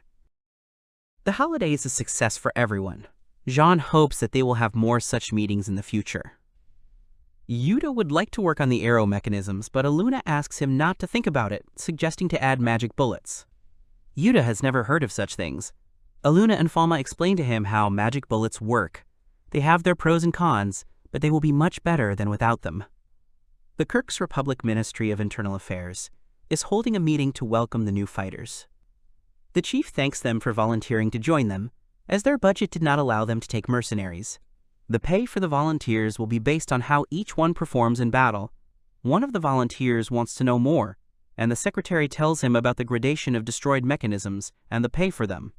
Jean joins the conversation. He says that everything is fine with him, but he wants an additional bonus for his team. The management meets him halfway and assigns additional payment. Yuta is recognized in the crowd. The girl yells at him, accusing him of risking their lives. And because of this, she is not going to help him. A guy comes out of the crowd and apologizes to Yuta, asking the girl to keep quiet, but adds that he is not going to participate in the scam. Yuta is called by Nanami, who says that Jean is waiting for him. Yuta recognizes the boy and girl from the crowd as acquaintances, who also did not expect to meet him here. They thought that the boy was sold into slavery due to his low rudia value. Yuta says that it is a long story, but now he is a mercenary like them. Horibe, a boy in the crowd, is confused as to how Yuta can operate a mechanism with a low rudia value, and is reluctant to agree to the offer to watch each other's backs. The girl, Imamura, continues to accuse Yuta of deceiving the country. The military meeting continues. Jean talks about the mission to retake Ruba's fortress, calling it a joint operation with other mercenary teams. Yuta finds this mission too serious, and hopes to join Kirk's regular army. Jean discusses the number of mechanisms their enemy possesses. He explains the structure of the ballista, which is similar to a crossbow. The difference in the number of mechanisms can be overcome by developing the right strategy. He believes that 4 warriors can change the course of the battle, but other mercenaries will get in the way. Jean plans to discuss the final strategy in the morning and choose a worthy option. When Jean and the guys offer cooperation to another team, they are refused. The leader of the mercenary team does not want to trust his flank to suspicious people. He heard from a comrade that there are swindlers among the volunteers. The leader says that if no one agrees to fight the Iron Knights, Utah's team, then they will have to be sent to the West alone. Yuta agrees to the proposal. Jean is not pleased. In their residence, they discuss strategy. Jean doesn't like that they are going to the West alone. The management strategy is not thought out. He explains what he installed in Yuta's machine. It's a recording device which he uses to ask Yuta to report on the situation as often as possible. There was already something attached to Yuta's mechanism arm. Aluna asked Liza to install a firearm for him in that place with a magic bullet. But it is advisable to use it only as a distraction. Time's up. Everyone is ready for battle. The operation begins. Aluna commands Falme to gain altitude and prepare to open fire. Yuta is to create a distraction while they and Nanami outflank the enemy and destroy them. The pilots and their mechanisms are ready for battle. Everyone understood everything. The enemy army attacks the mechanisms. They repel the attack. The battle continues. Falma attacks from above. The mechs stand on the battlefield and assess the scale of the battle. It seems that there are too many opponents compared to the information they were given. Aluna asks Yuta to finish here and move to help the others so that they don't have time to be destroyed. Falma attacks from above again. Her fighting style pleases Yuta, who watches her. The guy shouts to Falma about the location of the last surviving enemy. In fear that the girl will not make it in time, he remembers Aluna's words about distracting the enemy with a magic bullet and decides to use it. The mechanism fires a bullet. The bullet flies into the wall. Yuta is shocked. Aluna reacts calmly but says that she has never seen such a powerful magic bullet. A huge hole appears in the wall opposite them. From the deployment site, Jean relays a message to Yuta that the allies on the southern side are already exhausted and they need to retreat to help them. Yuta agrees and says that he himself will go to help the allies. The captain of the southern flank understands that they have no strength left and need to call for reinforcements. There are too many enemies, and it will be difficult to find a strong ally. The captain asks for help from Horabe and Imamura, but they refuse, saying that they are holding off a stronger enemy. An attacking enemy flies towards Imamura's mechanism. Horibe shouts a warning to her friend. The attack of a hostile mechanism is repelled by the mechanism of Yuta, who came to the rescue in time. Horibe is shocked by the power of the assistant. Yuta commands from his mechanism about the movement of the army. They obey him. Jean watches the battle from his base of operations with boredom. He knows about the strength of Yuta and his friends, who can do anything. He realizes that after the fight, there will be even more problems. Nanami and Falma report that there are no more enemies in sight. Aluna asks what they should do next, and Yuta suggests covering the southern flank. The captain of the southern flank suspects Yuta and his crew of targeting the prey. Yuta is furious, but is stopped by Aluna, who says she has no time to deal with idiots. The battle ended in victory. The Iron Knights experienced impressive success. At the meeting, the general discusses the battle report, according to which one of the teams ended the battle with a defeat. He hopes that the report is not fake. Jean watches the mercenary commander of the Beast Kings smile as the secretary talks about Yuta's team stealing victories. She believes the recording device was rigged to earn a perfect score. Yuta defends himself. The general continues his speech and says that there were too many opponents, and their victory was made possible by 4 unrivaled units. Jean tries to prove to the general that the capture of the port was accomplished thanks to his command, but the secretary, relying on the reports, says that it was the merit of the southern flank. Jean is openly angry. The commander of the Beast King's mercenaries turns to the general again and asks to rely on the reports. The general says that they have gathered not only to discuss the victory, but also about the next operation. Chaos reigns on the border of the Chirakia Empire. Emina praises Yui for becoming very strong and defeating the enemy. Yui says that she is still far from Emina, so she is not going to leave her. The girls are called to the general. He calls them the strongest group on the continent and thanks them for their work. But there have been attempts by the enemy to penetrate the border area, so he needs their help again, but it's better to discuss this at headquarters. At the headquarters of the Kirk's Republic, the defeat in Chiraki is being discussed. Mita General asks his mercenaries to go there. He wants to launch a large-scale extermination operation with his mercenaries and their machines. The general asks to do without fraud this time, pointing to Yuta's group. Jean tries to justify himself, but the general trusts his reporters. The commander of the Beast King's mercenaries conspires with the general, and Jean understands why he accuses their group of fraud. Yuta operates the mechanism and prepares for the operation to invade Chirikia. He is informed of strong reinforcements from the enemy. Mechanisms clash in battle. Aluna's spear seemed too sharp to Yuta, and she apologizes for the effect of the Rudia concentration. The exclamations of the allies are heard through the transmitter. The leader of the Beast King's mercenaries asks for reinforcements because his army has been completely defeated by the enemy. Yuta hears the call and calls Jean for a status report. Jean says that the Beast King's mercenary group has been wiped out. Aluna is ready to go after Yuta if he decides to help. The guy has a bad feeling about this. He points his mechanism in the direction from which he hears a call for help. Enemy mechanisms stand in front of each other. Their pilots do not see each other. They see only the color of the mechanism, black and white.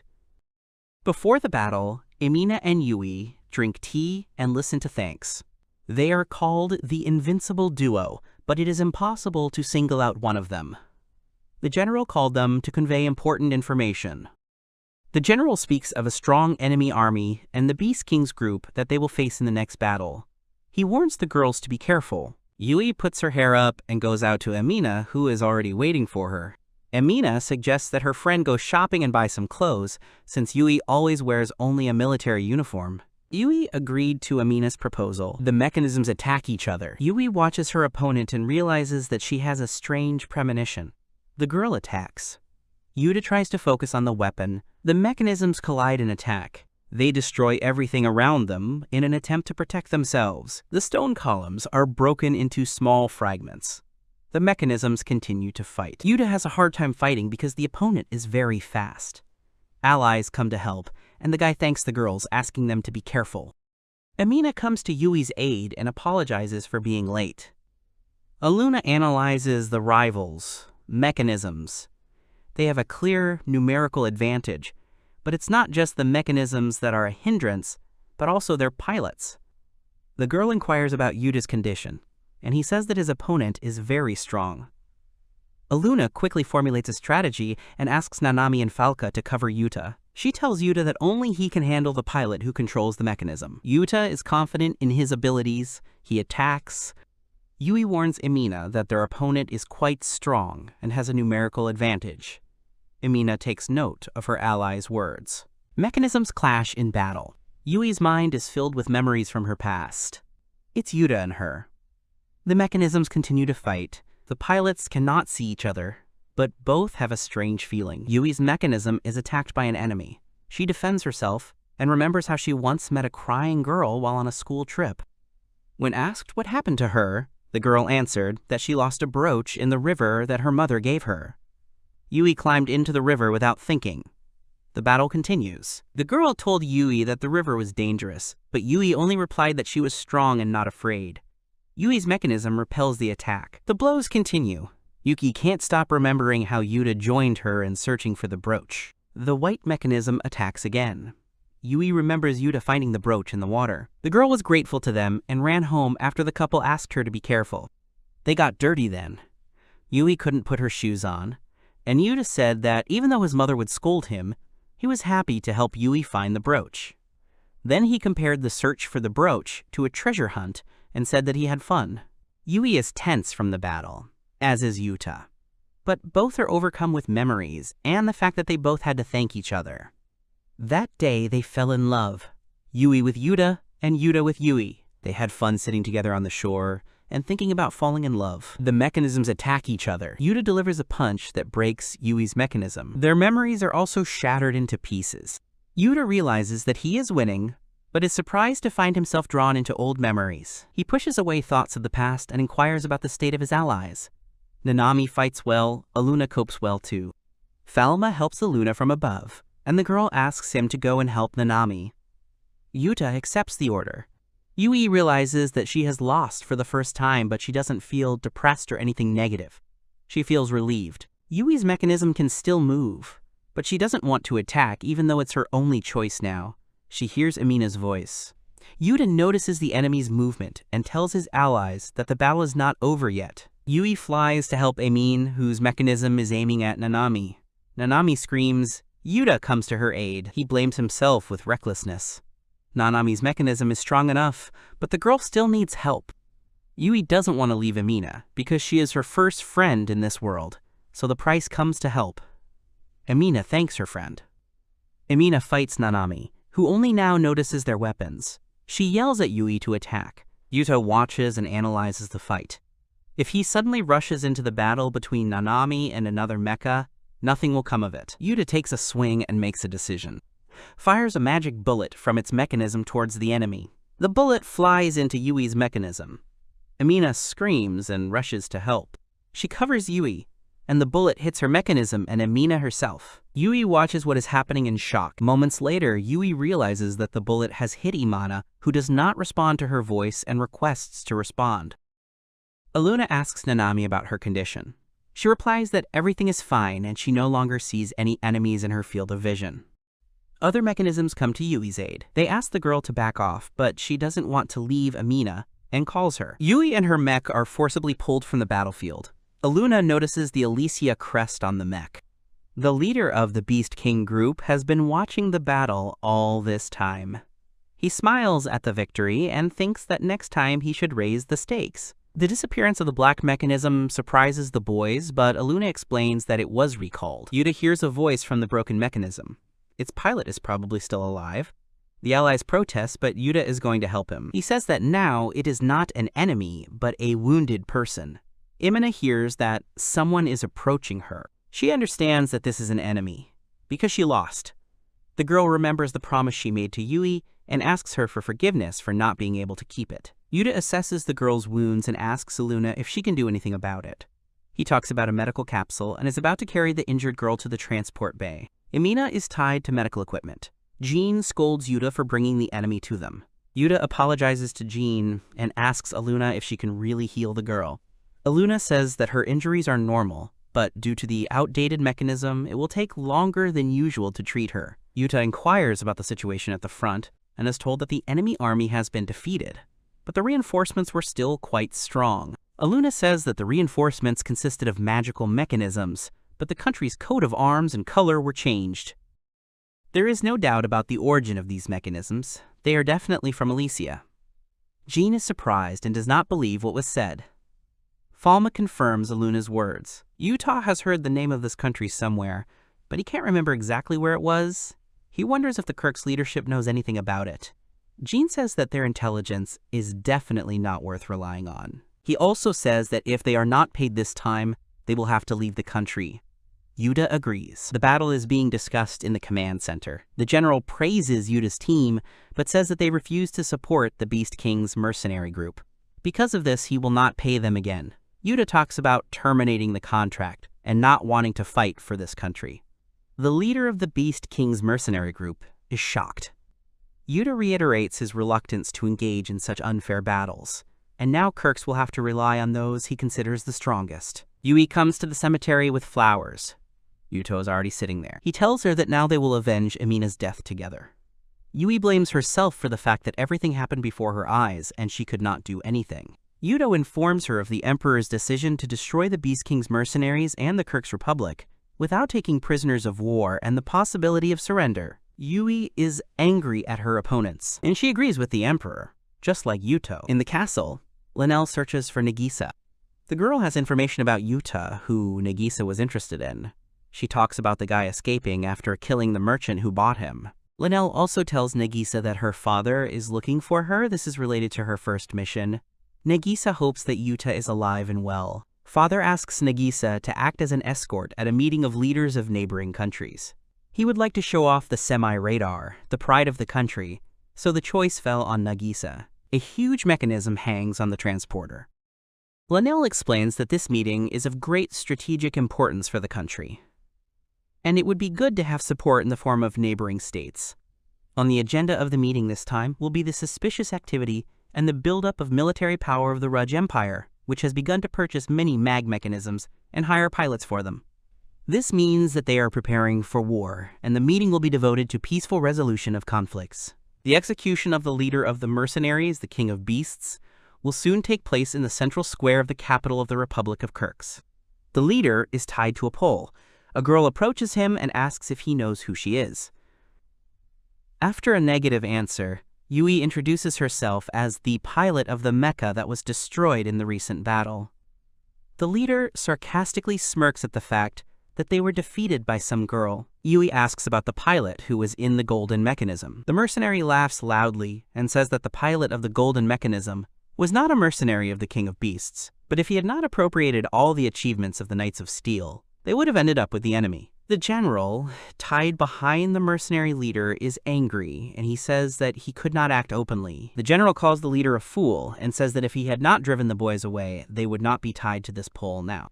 The leader replies that it is too late to change anything and suggests that they die peacefully. A man approaches Yui and asks her to go down to the barricades. The general asks about the veracity of the results that were provided to him. The leader says that he did not expect that everything would turn out this way with the departure of the boys. Without the knights, they were routed. Yui walks down the steps as the execution takes place behind her.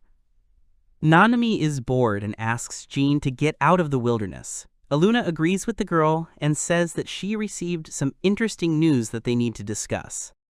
In the newspaper, Jean reads about the fall of Kirks.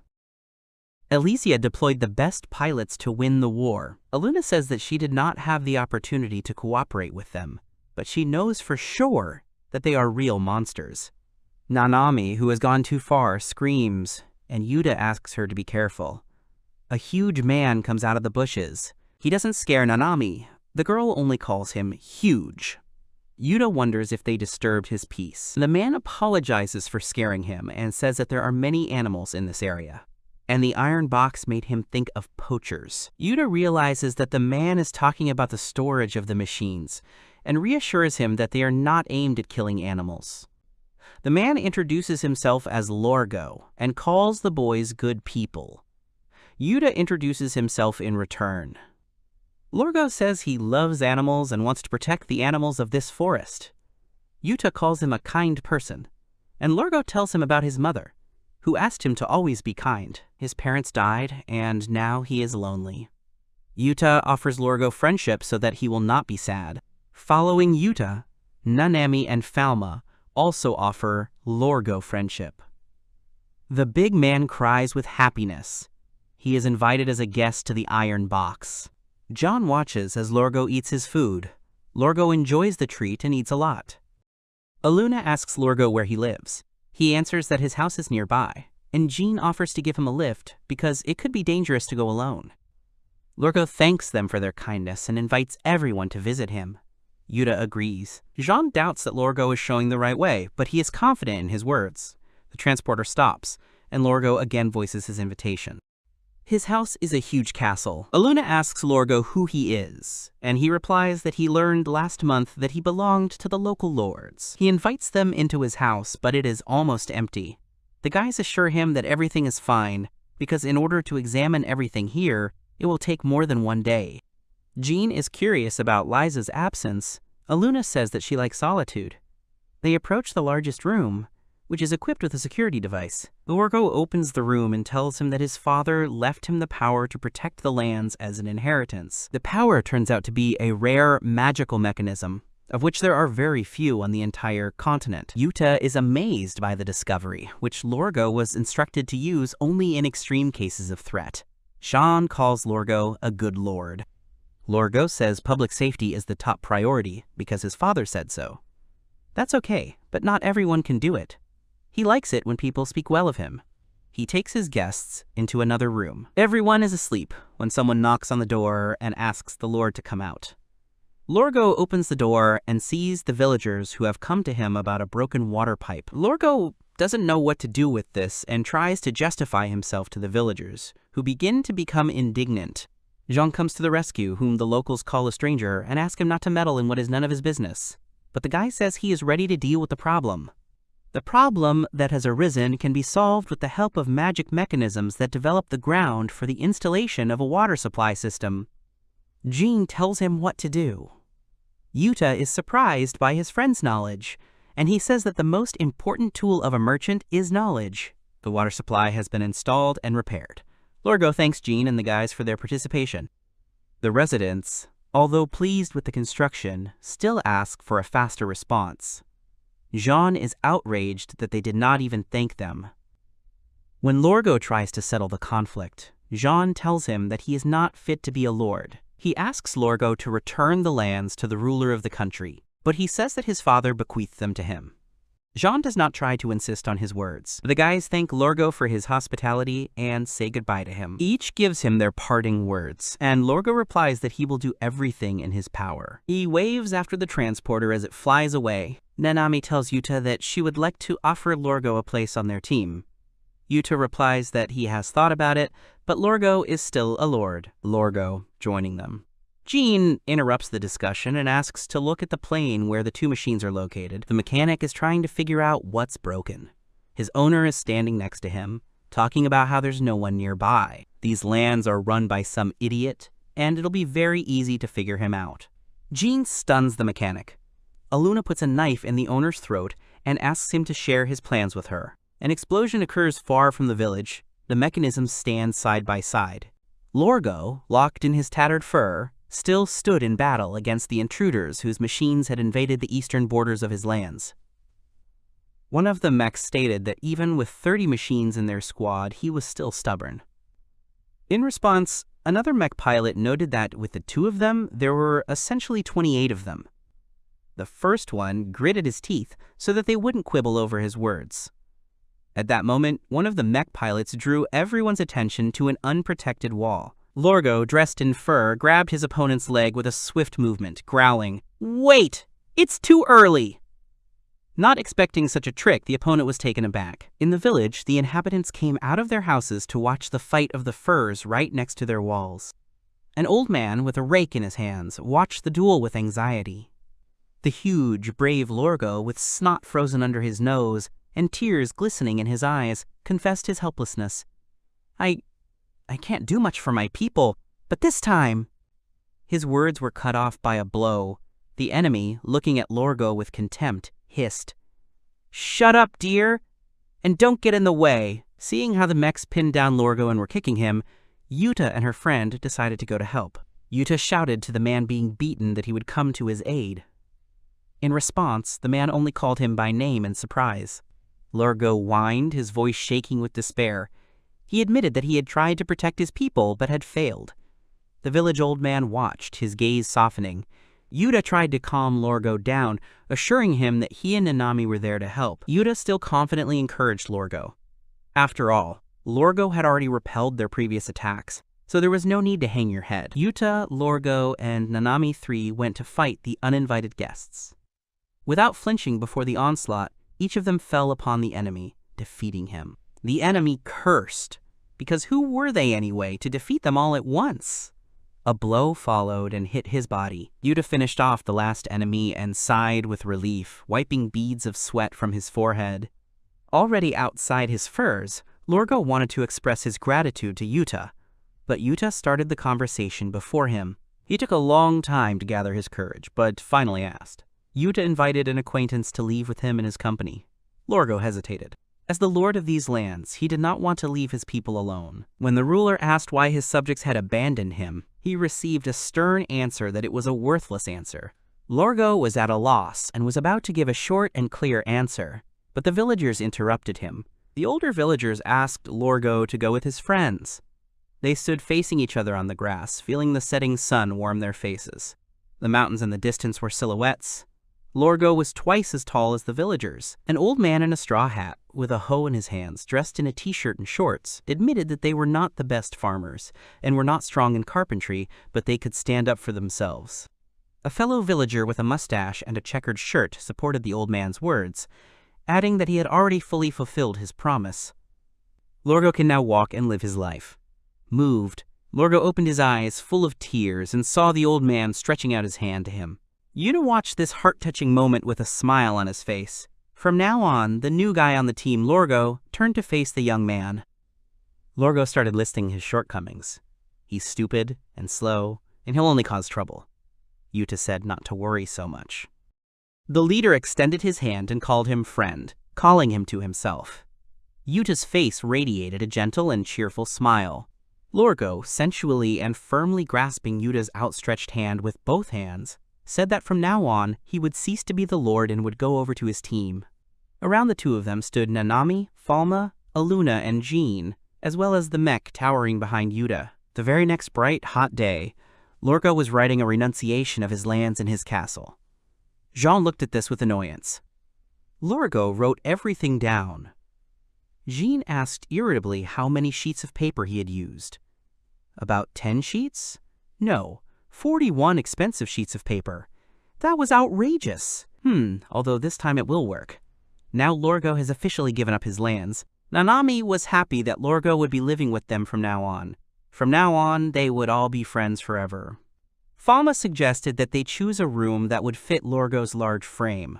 Aluna summed up that they would move on after handing over the land to the king. The carrier in which they all lived drove on, passing beautiful nature and bridges. When the girl opened her eyes, her gaze was fixed on the ceiling, a labyrinth of pipes stretching in all directions. A girl named Amina, with short, shoulder-length hair, was in a locked cryochamber.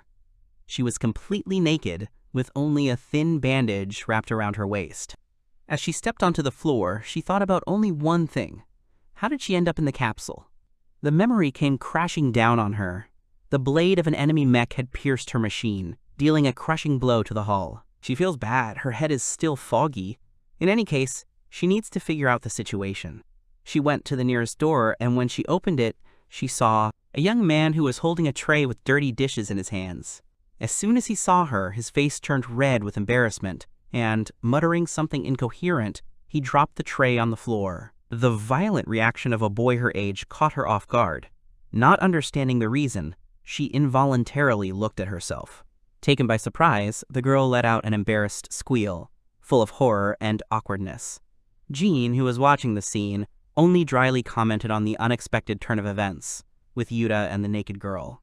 Amina, already dressed, had a hard time digesting what she had heard. The explanations of her opponents seemed absurd. What, had she really not been fighting the mercenaries of the King of Beasts?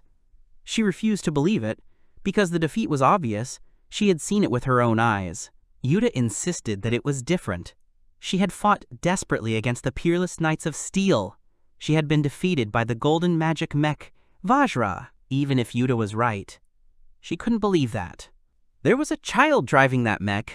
She pointed her finger straight at Nanami, who was eating fried eggs and sausages at the table. Grabbing Amina's hand, Nanami asked for forgiveness in a confused manner, justifying herself with her despair. Amina, looking at her, only thought that she was crazy. Anyway, Amina furiously asked Nanami-san to fight her. Nanami objected that she didn't really like that. Jean does not approve of this duel, because you can't make a single coin from this duel. Amina, understanding Jean's greedy nature, offered a bet of 500,000 gold. In case of their victory, he will receive the same amount. Jean was excited by the mere thought of a large sum of money. He wished Nanami to give her a good thrashing. Yuta and Nanami just stood aside. Aluna and Falma didn't want to lend their magical armor to the stranger, even though she didn't have any armor of her own. Yuta offered to lend his fur to Arleo, but that fur... Without waiting for Yuta's answer, Jean offered the interested Amina to sign a written contract. She signed the paper without thinking. Yuta, standing aside, thought it was a bad idea. This is a white magical fur. She remembered its good maneuverability. Yuta was again not allowed to finish the sentence. Finding themselves in a spacious hangar with rows of mechs, Nanami and Amina headed to their machines. Nanami took a seat in hers, familiar with the controls, and Amina settled into the mech Yuta had borrowed, anticipating the upcoming sparring match where the winner would take all the money. Amina sat down in Yuta's white mecha and noticed that it was quite old. Taking this into account, she tried to activate the mecha, but the machine did not move an inch. The girl started screaming and getting angry, trying to get the mecha going because she wasn't some run-of-the-mill Highlander. She had over 20,000. Jean pointed out the clause in the contract that if activation failed, Nanami would automatically be considered the winner. Yuta tried to say that Arleo couldn't be moved that easily. Nanami could only accept her victory in bewilderment. The girl started screaming and claiming that they were trying to fool her. Just think, they slipped her a non-working fur coat.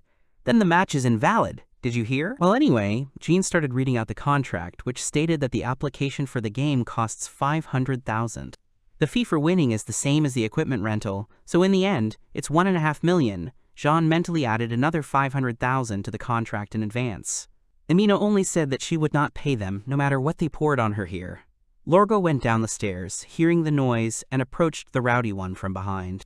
Amina was terrified of the giant, who seemed evil and menacing to her. Just a few words spoken to Lorgo were enough to intimidate Amin and squeeze 1 million out of him for the loss.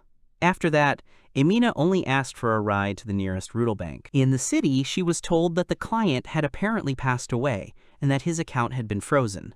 When she went to the Rudelbank branch, the bank employee asked her where she got the card. She only mumbled something unintelligible to this question. Aluna realized that Amina had been declared dead in her homeland.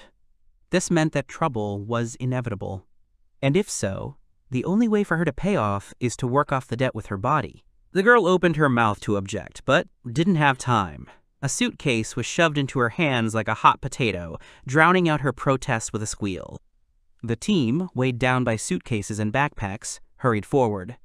They had to move not only their personal belongings, but also an impressive cargo, 30 magnetic blocks and 3 dozen nanotubes. Amina hesitated, embarrassed. She had never expected that working off the debt with her body would turn into helping in the mercenary trade, working for Jean to pay off the debt. She was at the end of the line, but quickly caught up with the others, carrying a heavy suitcase. Her main goal was to pay off her debt, and she was ready to try for them. Jean confirmed that Emina was now a new member of the Peerless Knights of Steel. And, of course, the most important thing in a mercenary's work is pick a magical fur. Since it will be Emina's car, she will choose the fur from the entire collection of furs offered to her in the store. She was surprised that she was so easily allowed to choose her fur. Jean warned, the more expensive it would be, the more her debt would grow. Emina realized that Jean was nimble. Nanami was eager to get her hands on the mech. Jean, however, objected, saying that he was not buying it for her. Falma liked Nanami's choice. She enthusiastically began to describe all the advantages of Artemis, and then moved on to describing the Warbolt subtype machines. Falma has a strange dialogue topic switch. While Falma was talking non-stop about the various mechs, Emina, after observing them for a while, realized that this group of mercenaries was completely different from what she was used to seeing in the Elysian army. A memory flashed through her mind. She, in her army dress uniform, saluting, surrounded by hundreds of lined-up soldiers. There was not a single emotion in her gaze then. Now, unlike before, she stood calmly, watching Jean and Yuta converse in a friendly manner. Especially this guy named Yuta reminds her a lot of Yui. Smiling at her thoughts, she suddenly decided to stay here with them for a while. Yuta, shocked by what he heard, loudly asked Jean again. The amount that Emina is able to pay off per day is 500 gold? Jean hurried to calm Yuta down because Emina was nearby. If you estimate, the rent for fur, food, and accommodation is 500 gold, with a daily allowance of 10,000. Yute even felt sorry for Emin. Jean realized that Highlanders over the 20,000 mark don't just lie around on the road. Well, to say that Emina is not worried at all would of course be a lie. After finishing moving the things, Lisa pointed out to M&A that the armor she had bought made of magical fur was too specific. She admitted that she did not know what to do with it. M&A could only apologize. By the way, if you think about it, Aluna wouldn't mind the new weaponry. Nanami got tired and suggested going for a swim. Jean only complained to their statements that they were expensive workers. Jean accepted Nanami's offer to go swimming, since he still wanted to go somewhere, since they had all come to this city. At night they came to the threshold of the spa. The wooden building was crowned with a tiled roof. Lanterns lit the path to the entrance, and around it, framing the grass, lay a stone slab. Jean addressed the entire group, which included Yuta, Aluna, Nanami, Lisa, Emina, and Lorgo. The only one who had not joined them was Falma, due to her appearance. He introduced Oedo Spa, which he had always wanted to visit at least once. There are all kinds of baths and massages, and in addition, there is also a sauna. First-class deep healing. The wind played with the leaves in front of the beautiful spa. Soon, the company entered. Yuta realized that this was a sanatorium. As expected from Earthlings, they were in the know! By the way, they say that the owner of this establishment is also from Earth. The sauna worker explained that the men's changing room was on the left, the women's on the right. The mixed baths came as a complete surprise to Yuta. The mere thought of how he would end up in a communal bath with charming girls, covered only by towels, made the young man blush deeply. But the young man immediately calmed down when he saw the girls in bathing suits entering the baths. Jean only asked Yuta what he expected to see. Yuta sank into the water and sat down, covering his head with a towel. He relaxed. The tension that had been building up inside him began to dissipate like smoke. Just as Yuta was enjoying the long-awaited peace, he was interrupted by a stream of water. The girl in the bathing suit, without ceremony, said that he was bothering her. The blue-eyed blonde informed Yuta that she was going to enter now, so he needed to get out of the water. Behind the girl stood a young man with shoulder-length hair, who followed his mistress. The unexpected turn of events made Yuta feel uneasy, his face twisted into a strange grimace, betraying his confusion. Throwing the towel off his head, Yuta turned to her with an angry question. "Who the hell are you? There's plenty of room here. Why should I get out?" The girl flushed with indignation. The thought of sharing water with a stranger seemed offensive to her. She regarded his words as deliberate mockery. Yuta wasn't going anywhere, that was obvious. Realizing this, the girl snapped her fingers and turned to her companion, Arthur. He, instantly understanding her hint, hurried to fulfill her request. Before Yuta could react, Arthur grabbed his arm. "This is Mrs. Lene Carlo's place," Arthur snapped, not giving Yuta a chance to object. So get out of here, or else! Arthur's gaze moved to Aluna's attacking foot, demanding, "What are you doing to my Yuta?" She kicked Arthur right in the face, sending him flying across the pool. Looking at her assistant's face, the girl angrily attacked the attackers. "Hey, what are you doing? How dare you hit that well-groomed face, the source of his pride in front of other people? And if it gets ruined, does that mean Arthur will lose his key advantage?" Aluna only snorted contemptuously, demonstrating complete indifference. Seeing Arthur's wounded, disfigured face, hearing him pronounce her name, she understood. Everything beautiful in him had just faded away. Line Carlo's patience snapped. She challenged the two to a duel. In response, they merely swayed lazily on the waves, not paying the slightest attention to her. The blonde suggested a competition to see who could last longer in the sauna. Everyone would enter at the same time, and the team that lasted longer would win. The loser would do whatever the winner demanded. Aluna and Yuta agreed to the competition. If they lose, Aluna will make Line Carlo dance naked. The blonde herself has not yet decided how to bring them down to earth. Let the games begin! It's even hotter here than Line expected. The perfect place for serious competition. Yuta suggested that Aluna sit in that place, because the heat there is not so strong. Aluna agreed. Yuta and Aluna sat down below, closer to the stove. Well, it seems the blonde believes that base personalities express themselves eloquently in their actions. 5 minutes later, the blue-eyed blonde was at the limit of heat. She relied on Arthur for the rest. Arthur thought he could be counted on. Aluna noticed that it was indeed not easy. Yuta wished not to overdo it. They could hold out a little longer. Yuta turned to Arthur, wishing him not to evaporate, but Arthur lost consciousness from overheating. His condition was so severe that he looked like he was dead. The medics, providing first aid, quickly took him out on a gurney. Line Carlo quickly announced a 3-stage match. The next one was breath-holding. She was trying to delay her loss. In Yuta and Aluna's minds, there was only one thought: to finish this as soon as possible, because they were tired. Arthur, despite his miserable state, crawled to his mistress. Since he was alive, then it was worth starting the competition. Arthur was like a demon. 20 seconds passed. Line was tired, leaving everything to Arthur. Yuta and Aluna pointed at Arthur, who was face down in the water.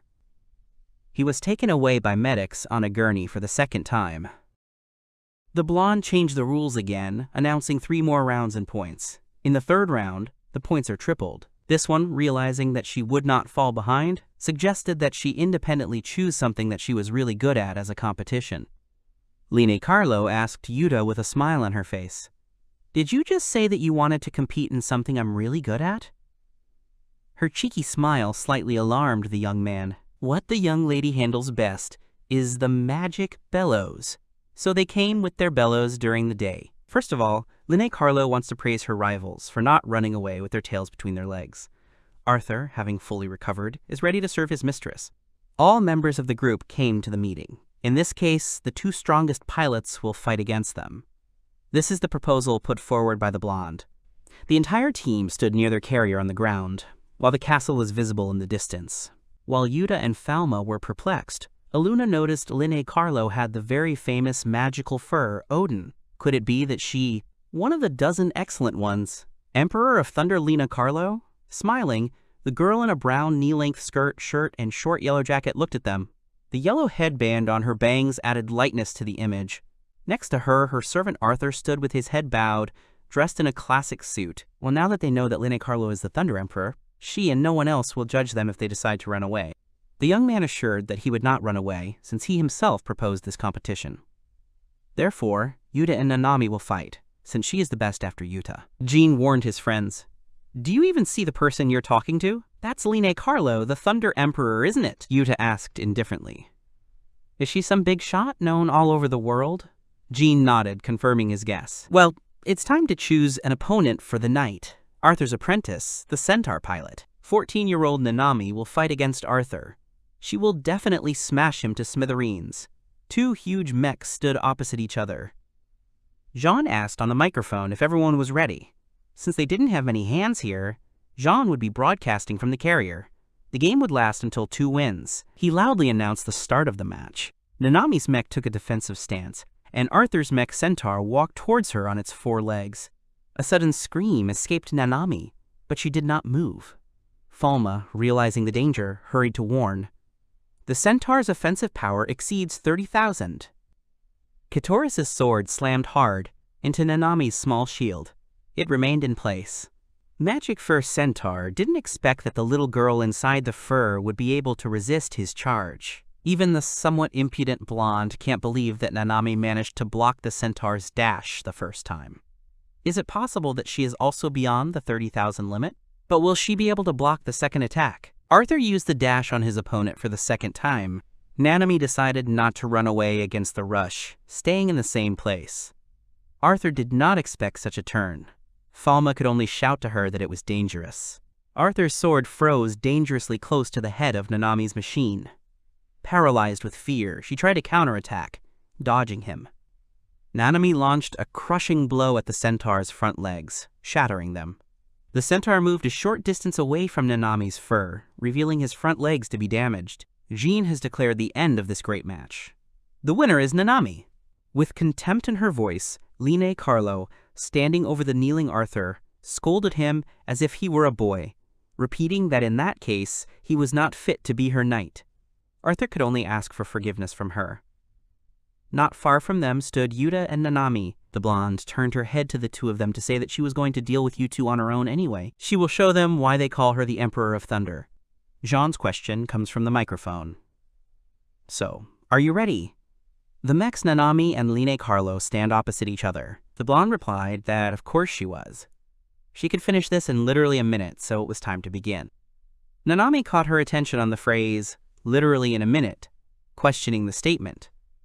Jean immediately announced the start of the round. Nanami moved from the ground, attacking the Thunder Emperor. She only noted that Nanami liked to brag. Falma warned Nanami that, according to rumors, Odin Line Carlo has an unpredictable long-range attack. She, in turn, immediately put this attack into practice. The unpredictable long-range beam burned through the mech's arms, causing it to drop its shield and fall back, creating a cloud of smoke and dust over the ground. Seeing this, Line Carlo wondered, had she overdone it? Suddenly, through the curtain of smoke and dust, Nanami's car burst forth, rushing straight towards the Thunder Emperor. The blue-eyed blonde, not expecting her sudden appearance, screamed. Nanami asks Line Carlo, "So how do you like this reception? When you were overtaken so that you could not even distinguish, huh?" She admitted that she turned out to be smart and should not be underestimated, because of the appearance of a cute child. Odin's hand grabbed Majura's hand. She threatened that she herself, one of the dozen preeminent, should not be underestimated. How is that possible? Majura was losing strength. It had been a long time since the Thunder Emperor had been forced to use this technique, so she could enjoy it to her heart's content. Grabbing her arm, she aimed her unexpected long-range attack straight at Majura's head.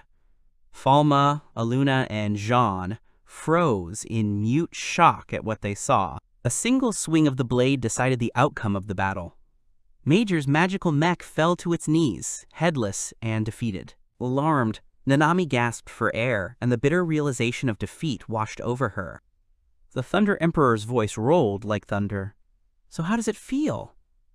Jean realized the power at the disposal of a dozen superiors. Line Carlo confidently assumed that victory was certainly hers, since she had defeated Odin's major mech. Well, now it's Yuta's turn. The thought crossed the young man's mind that an unpredictable long-range attack was certainly a formidable weapon. But the shield Nanami used was not damaged, so it was just a shockwave, or was it an impact that affected parts of the mechanisms? Yuta asked Nanami for her sword and shield. She gave him her sword and shield without hesitation. He should give her a good beating for her. Jean announced what would happen next, the final round. Although, to be honest, Jean almost forgot that this was actually a competition. There was already a loser on both sides. So this was the decisive battle. Yuta thought that if his guess was correct, then as long as the shield was up, he had a chance to prevent her attack. The blonde asked cheekily, "So how do you think you can resist me? The match has begun!" The magical mech Odin instantly launched his surprise long-range attack towards Arleo. Yuta withstood such a powerful blow from Nanami's shield, but what will happen if it comes to close combat? Before the unexpected long-range attack had time to die down, the magical mech Odin was back in position to fire. Was she really going to? The Thunder Emperor's smile betrayed her confidence. Yuta must have decided that she wouldn't repeat the same attack several times in a row. Oh shit! The magical mech Odin fired his long-range attack again, straight at Arleo. Yuta tried to block the beam, but the shield began to crumble under the pressure. Yuta's snow-white car approached Lina Carlo's dark fur. The young man declared that, although he had lost his shield, he had managed to get very close to her. The blonde exclaimed, "Come on! I didn't think that anyone would ever manage to get her to this point again. Then I will show you the full power of my Odin." Magical Fur Odin put all his strength into a blow with his staff, bringing down the storm on the ground. An abyss opened up under his feet, riddled with a network of cracks, reminiscent of the aftermath of a powerful earthquake or the fall of a celestial body. Questions flashed through Yuta's mind. A mid-range attack? But how is that possible? Lina Carlo froze. The spectators, who had been watching the battle with fascination, burst into deafening screams. Lisa, with annoyance in her voice, exclaimed, "Oh no!" when she saw that she had gotten it. John, indignant, asked, "Well, who's going to fix it now?" Only Aluna noticed, and drew everyone's attention to. Yuta concentrates the Ludia. A noticeable wave of energy emanated from the fur. Lina Carlo thought this picture was a bluff, because he can't turn a blind eye to the damage he's received, can he? She still hopes to turn the situation in her favor. Arleo ran with Nanami's sword right up to Odin. He still intends to advance further. Odin used Storm for the second time. Yuta's fur crashed into Lina Carlo's fur. She responded with a furious storm. How will this clash of titans end? The blonde's mouth fell silently open. Disbelief splashed in her eyes. Storm didn't work on Arleo. How is that possible? Arleo's sword blade almost touched the target. Impossible! The Thunder Emperor, one of the dozen Transcendents, could not accept the thought of defeat. The sword flashed, and Odin's head was severed from his shoulders with a single swing. Arleo crouched to the ground, watching as Odin's headless body froze in place. The atmosphere outside was peaceful. Light clouds floated slowly across the sky, and the mountains and trees seemed to breathe peace. The carrier, as if part of the landscape, stood motionless in its place. Everyone congratulated and praised the winner, Yuta. Jean exclaimed, "Great job!" Aluna admitted that she expected such success from her beloved man. Amina asked curiously what exactly he did in the end. Yuta seemed not to understand what was being talked about and what was so special about him. "Just tell me, what the hell was that?" Amina looked at Yuta demandingly, waiting for an explanation. At that moment, Lina Carlo, with a slight smile, called Yuta to her. He was about to answer when suddenly, "Arthur," the servant reminded, as if pulling the name from the depths of Yuta's memory. "Oh, right, Arthur." Lina Carlo, with an embarrassed look on her face, said, "How could you stand up to me? You did quite well." She started making excuses that she could have fought better, but since their team stopped the match, she was declaring a draw this time. Yuta agreed, just so that it would finally be over. However, it was amazing that Yuta was able to deal with her, so she decided to propose. Hire them to work. Jean, perplexed, asked why she would hire anyone at all, given her prowess. Lina Carlo was surprised to find that they were unaware of the existence of her other side, other than the Thunder Emperor. Her full name is Lina Carlo Dadenberg II, the third princess of the Meltaria Kingdom and former commander of the Magical Mech Military Corps. According to rumors, the losses of the neighboring empire of Durakia after the war with them are counted in the hundreds. After those events, she began to instill fear in people, and she was called the God of Destruction. This is all that Aluna knows. So Jean realized that the third princess couldn't speak in the middle of the city, so what did she want? Lina Carlo replies that the king of Meltaria is currently in critical condition, making the situation in the kingdom unstable. She is 9th in line to the throne, but has no intention of claiming it. In any case, the choice will be made between the top 5 heirs. But the first Prince Mushim is simply a demon in the flesh, and if he comes to power, then the country will end. The succession council was coming up soon.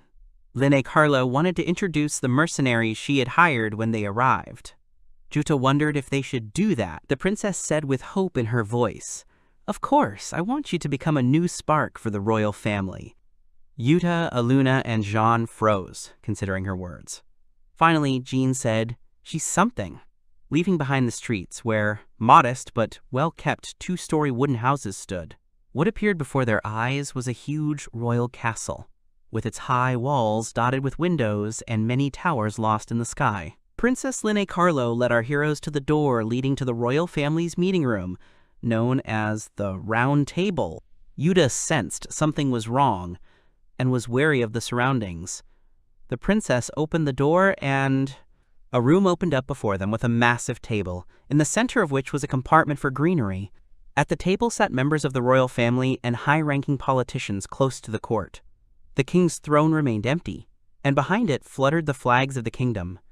One influential politician drew the attention of Princess Linne Carlo to the fact that access to the sacred hall of the Round Table was limited to members of the royal family. She merely retorted by saying that these were mercenaries hired by her and asked him not to be rude. Prince Builder reminded his sister Linne Carlo of the law. No heir to the throne should have military forces at his disposal. Was Linne really going to break this rule? In response, she explained that she was accompanied by only 10 mercenaries, hired exclusively to accompany her to the upcoming negotiations.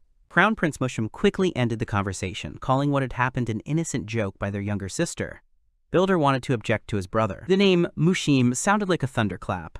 The protagonist's memory of Linne Carlo's warning surfaced. He is like a demon in the flesh.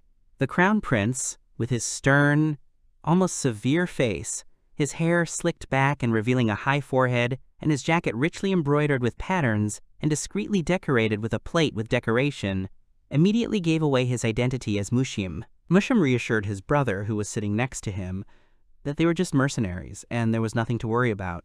Builder agreed, because the real danger came from her. Prince Builder let it slip that they had 2,000 magical mechs in their employ.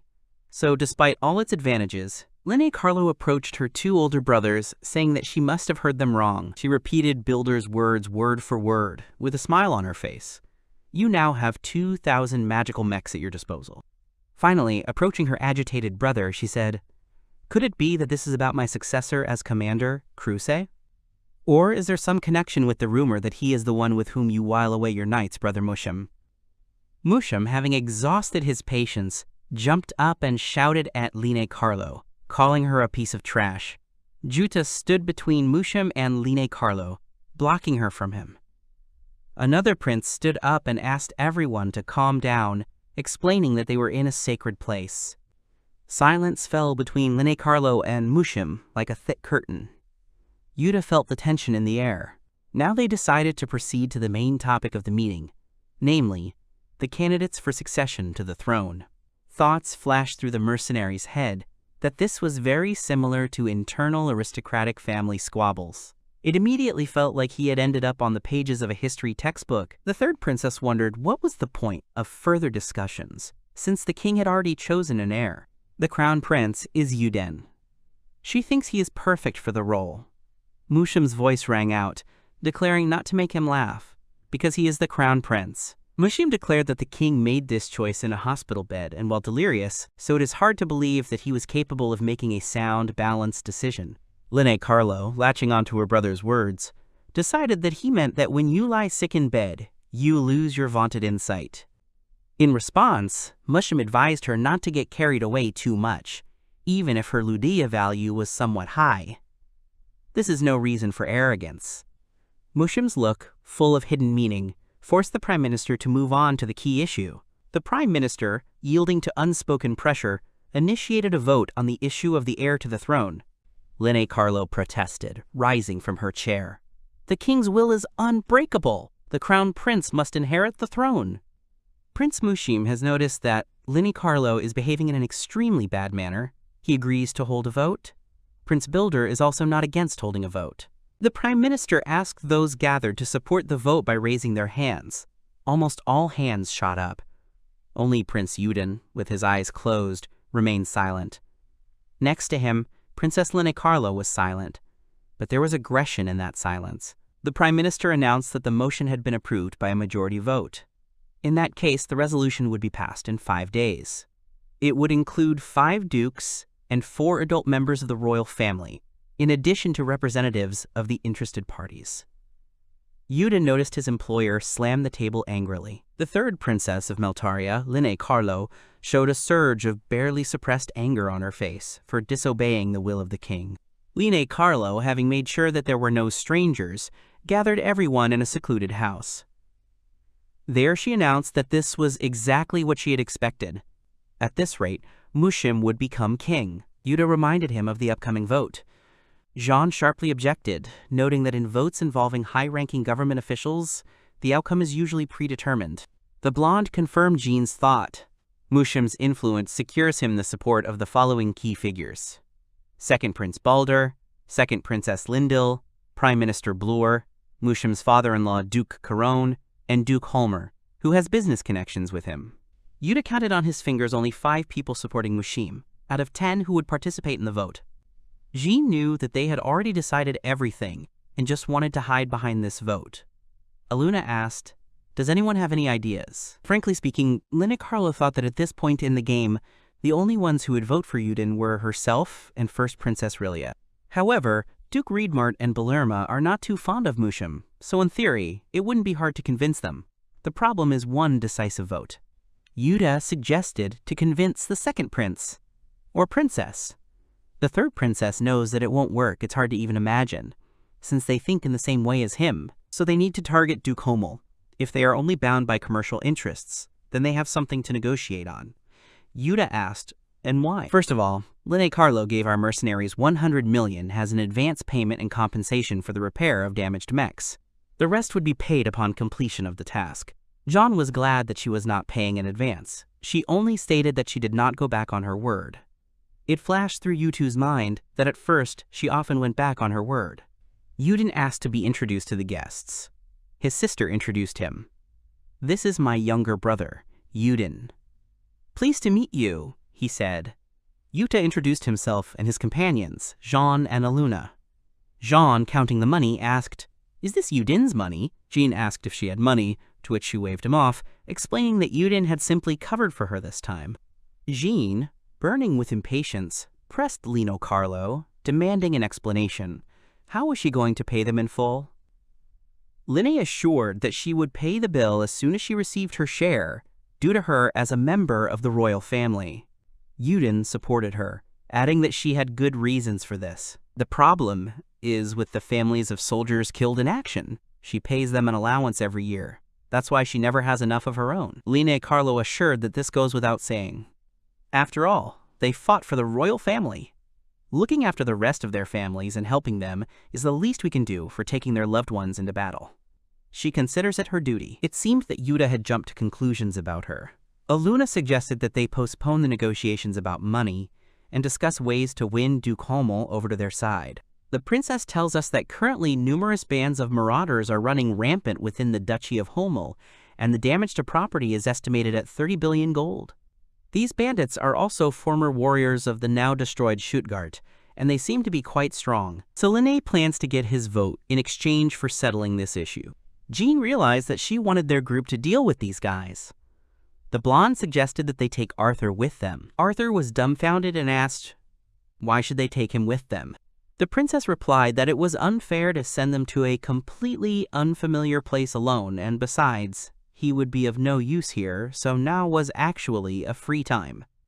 Once in the ferry, the crew said goodbye to the third princess. She had high hopes for them. Jean gave her some advice, asking her not to miss the opportunity to convince the 2 dukes. The princess assured him that he need not worry. Jean entered the transporter and saw Arthur, dejected and sitting on the floor. He noticed how much Arthur had changed since Linne Carlo was no longer around. When Jean asked Arthur to leave him alone, he only replied that he felt helpless without his mistress. Jean saw how he was trying his best for her.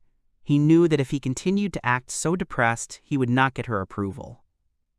Yuta asked Arthur about his social status. Arthur replied that he and his mistress had a strong bond.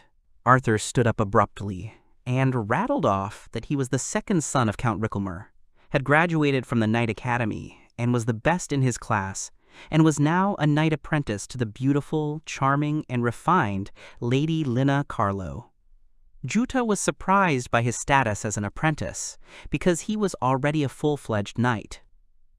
Arthur did not consider himself a knight, since his mistress did not recognize him as such. Yuta, entering the workshop, turned to Lisa, who looked exhausted by the work. It must be hard to constantly do repairs alone. She agreed, but emphasized the urgent need to hire an auxiliary mechanic. She was irritated that all this work was constantly dumped on her, without any thought to how she was having to cope. Now that she mentioned it, he asked her directly, "What makes Arlio so strong?" "How should I know?" she replied, sweat pouring down her face. To Yuta's surprise, she started talking about how he should understand this himself, because the connection with the magical fur is a kind of deal. Yuta agreed, but "I didn't understand what determines the specificity and potential of the mech." Lisa began the lecture, in which she said that first of all, the power of the luteum core. On the other hand, the innate elemental elements also have an effect, although 90% is still determined by the core of lutea, and yet, neither the structure nor the principles of interaction of all components are fully known to anyone. Everyone uses them simply because they understand how. The higher the quality of the core, the better the machine's performance matches the pilot's lutea value. It seems so, but it is in fact. Lisa came to the conclusion that Arlio was clearly not a masterpiece, with its requirements for at least launching. And if you think about it, maybe it wasn't about him at all. Yuta was perplexed. "And in your abnormally high level of lutea?" This one tensed up from such assumptions.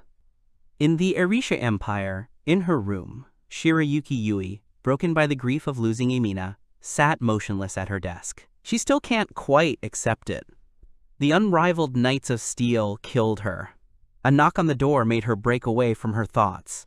With a monocle in his eye, the middle-aged man approached Lady Yui with important news. The Emperor was waiting for her in the audience hall. The conversation turned to her friend she had mentioned earlier, who had been sold to a merchant. He had new information about him. Yui asked, "Have you found him?" He refused. All he knew was that the boy had joined a small country called Rudwan, where he had some trouble with the military. Yui asked excitedly, "Was everything resolved well?" "The details are still unknown. They have sent special forces there at the moment, so we will have to wait a little while longer." Yui suddenly clearly remembered their first meeting with Yuta, and a longing for him pierced her sharply. How she missed him now. I wonder if this pain in my chest will subside even a little. The memory of Yuta's radiant smile floated into her mind.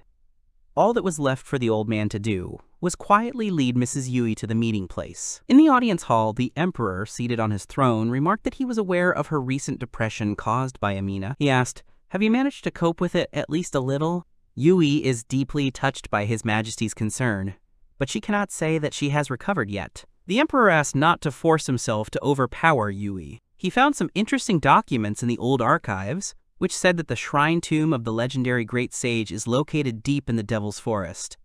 The Emperor plans to send a research team there to verify the authenticity of this information.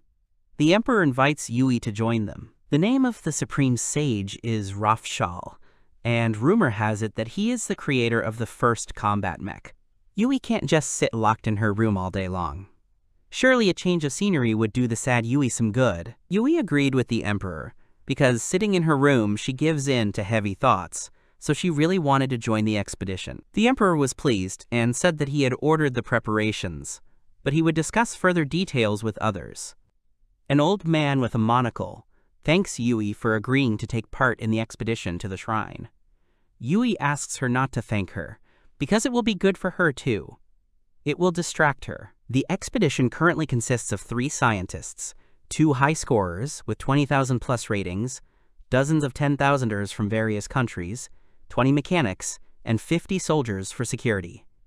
Yui noted that the expedition's scope was quite impressive. The old man says that thousands of giant beasts used to run rampant in that area, so it would have been extremely difficult for a small group of people to do so. Although, of course, all these animals have long since died out. The old man turned and looked straight at the aforementioned Yui. After some time, Yui met Mary from the USA and Enrique. The old man told Yui that these two were the same participants he had spoken of earlier, Highlanders with stats over 20,000. Yui was pleased to meet them and hoped to work together. In her mind, Yui apologized to Amina. Yui won't be able to recover if she doesn't do something now. It's time to depart. Ladies and gentlemen are asked to come aboard. Yui whispers the name of the crew. Unrivaled Knights of Steel. Be that as it may, sooner or later, they will certainly come face to face. The Homel Duchy in the Meltaria Kingdom welcomed Arthur, Jean, Yuta, and Aluna with the luxury of their estate. There, they were personally met by Duke Homel, to whom they were to deliver an important message from Her Highness Lena Carlo. Knight Arthur, with a courteous bow, presented Duke Homel with a personal letter from the princess, expecting his attention to the letter. Duke Homel was surprised, because he didn't even know what this poor princess could offer him. Arthur, still playing the role of Lena Carlo's personal knight, almost lost his temper and swung at the Duke, who dared to call the princess beggar. However, Aluna managed to stop him. Homel, having finished reading the letter, asked again, "So you will deal with the bandits in my domain in exchange for my vote for Yudin's accession to the throne? Sounds intriguing. Well, that's quite a bold proposal. Could this brainless beggar really have thought of such a thing? Okay, I agree." Arthur tried to swing at the Duke again, but Aluna stopped him again. Jean realized how bad the guy was at controlling his emotions. Already in the city center, Aluna suggested that the whole team split up and look for information about these marauders. Jean specified that the goal was to find out where the marauders were hiding. They would need to meet here when the evening bell rang. Everyone accepted this proposal. So why is Amina paired with Yuta? Yuta replied that they needed to be distributed evenly and felt awkward in the atmosphere between the two of them. The young man asked the girl if she was used to it. She answered positively. There was silence. The young man asked Amina again about her hobbies. Amina said that he did not have to force himself to talk to her. Yuta understood. Walking along the street with shops, Amina said one word to Yuta: shopping. Yuta didn't even hear her at first. Amina explained that shopping was the answer to his question about her hobbies. Realizing this, Yuta invited her to go shopping with him. When asked about the appropriateness of shopping, Yuta assured her that it was quite appropriate. Amina looked at the clothes in the store, trying things on herself, but she was unpleasantly surprised by the high prices, even for the most basic models. Meanwhile, the seller persistently offered Yuta a vase, which he stubbornly refused. The seller offered Yuta a vase, describing its merits, but Yuta showed no interest in buying it. To distract the seller, Yuta asked if he had heard about the marauders who had been ravaging the area lately. Hearing the question, the seller stopped insisting on buying the vase. Since that was the case, the shopkeeper advised them to go home. Yuta tried to ask the shopkeeper again, but he insistently asked them to leave his shop. Sitting together under the scorching sun on opposite sides of the bench, Yuta reasoned that they had already questioned 10 people about the marauders, but no one had told them anything. Amina noted that most likely they simply did not want to talk, although it seemed they knew something. The young man thought it strange, because shouldn't the activities of these robbers cause problems for the locals? Suddenly a stranger approaches them, asking, "Are you sniffing around here about the robbers?" 2 muscular men approach them, saying that they have something to tell. Amina notices a dagger on one of the men. Amina, smiling, agrees to go with them, because she wants to hear what they have to say. They walk to a dark alley, littered with trash and empty bottles of alcohol. One of the men suggests that they are conducting their own investigation into these bandits. 2 men pulled out knives, blocking the hero's path. One of them, in a t-shirt and with blonde hair, shouted, "But we will not let you succeed too much in this, since we owe them a lot." Amina rushed at the man. Grabbing his wrist, she delivered a sharp blow to his knee. She quickly twisted his arm behind his back, snatched the knife from his hand, and pinned him to the wall with a blow to his collarbone. The second man froze, clutching the knife in his hand, and shouted at her. "Don't move," she hissed, pressing the blade of the knife to his friend's neck. The man and Yuta froze, paralyzed with horror at what they saw. Amina commanded the man to lower the knife and push it toward Yuta. He complied, visibly agitated. Yuta, though shocked, understood that Amina's military past was making itself felt. She turned to the man pinned against the wall. "Are you part of the band of raiders?" He replied, "No." To her next question, "Then what do you owe them?" He explained that the raiders took food and money from the nobility, who stifled them with exorbitant taxes and shared it with the poor. To Amina's question, "When do they come and where do they go then?" the man answered that he did not know. He added that they appear suddenly and disappear just as suddenly.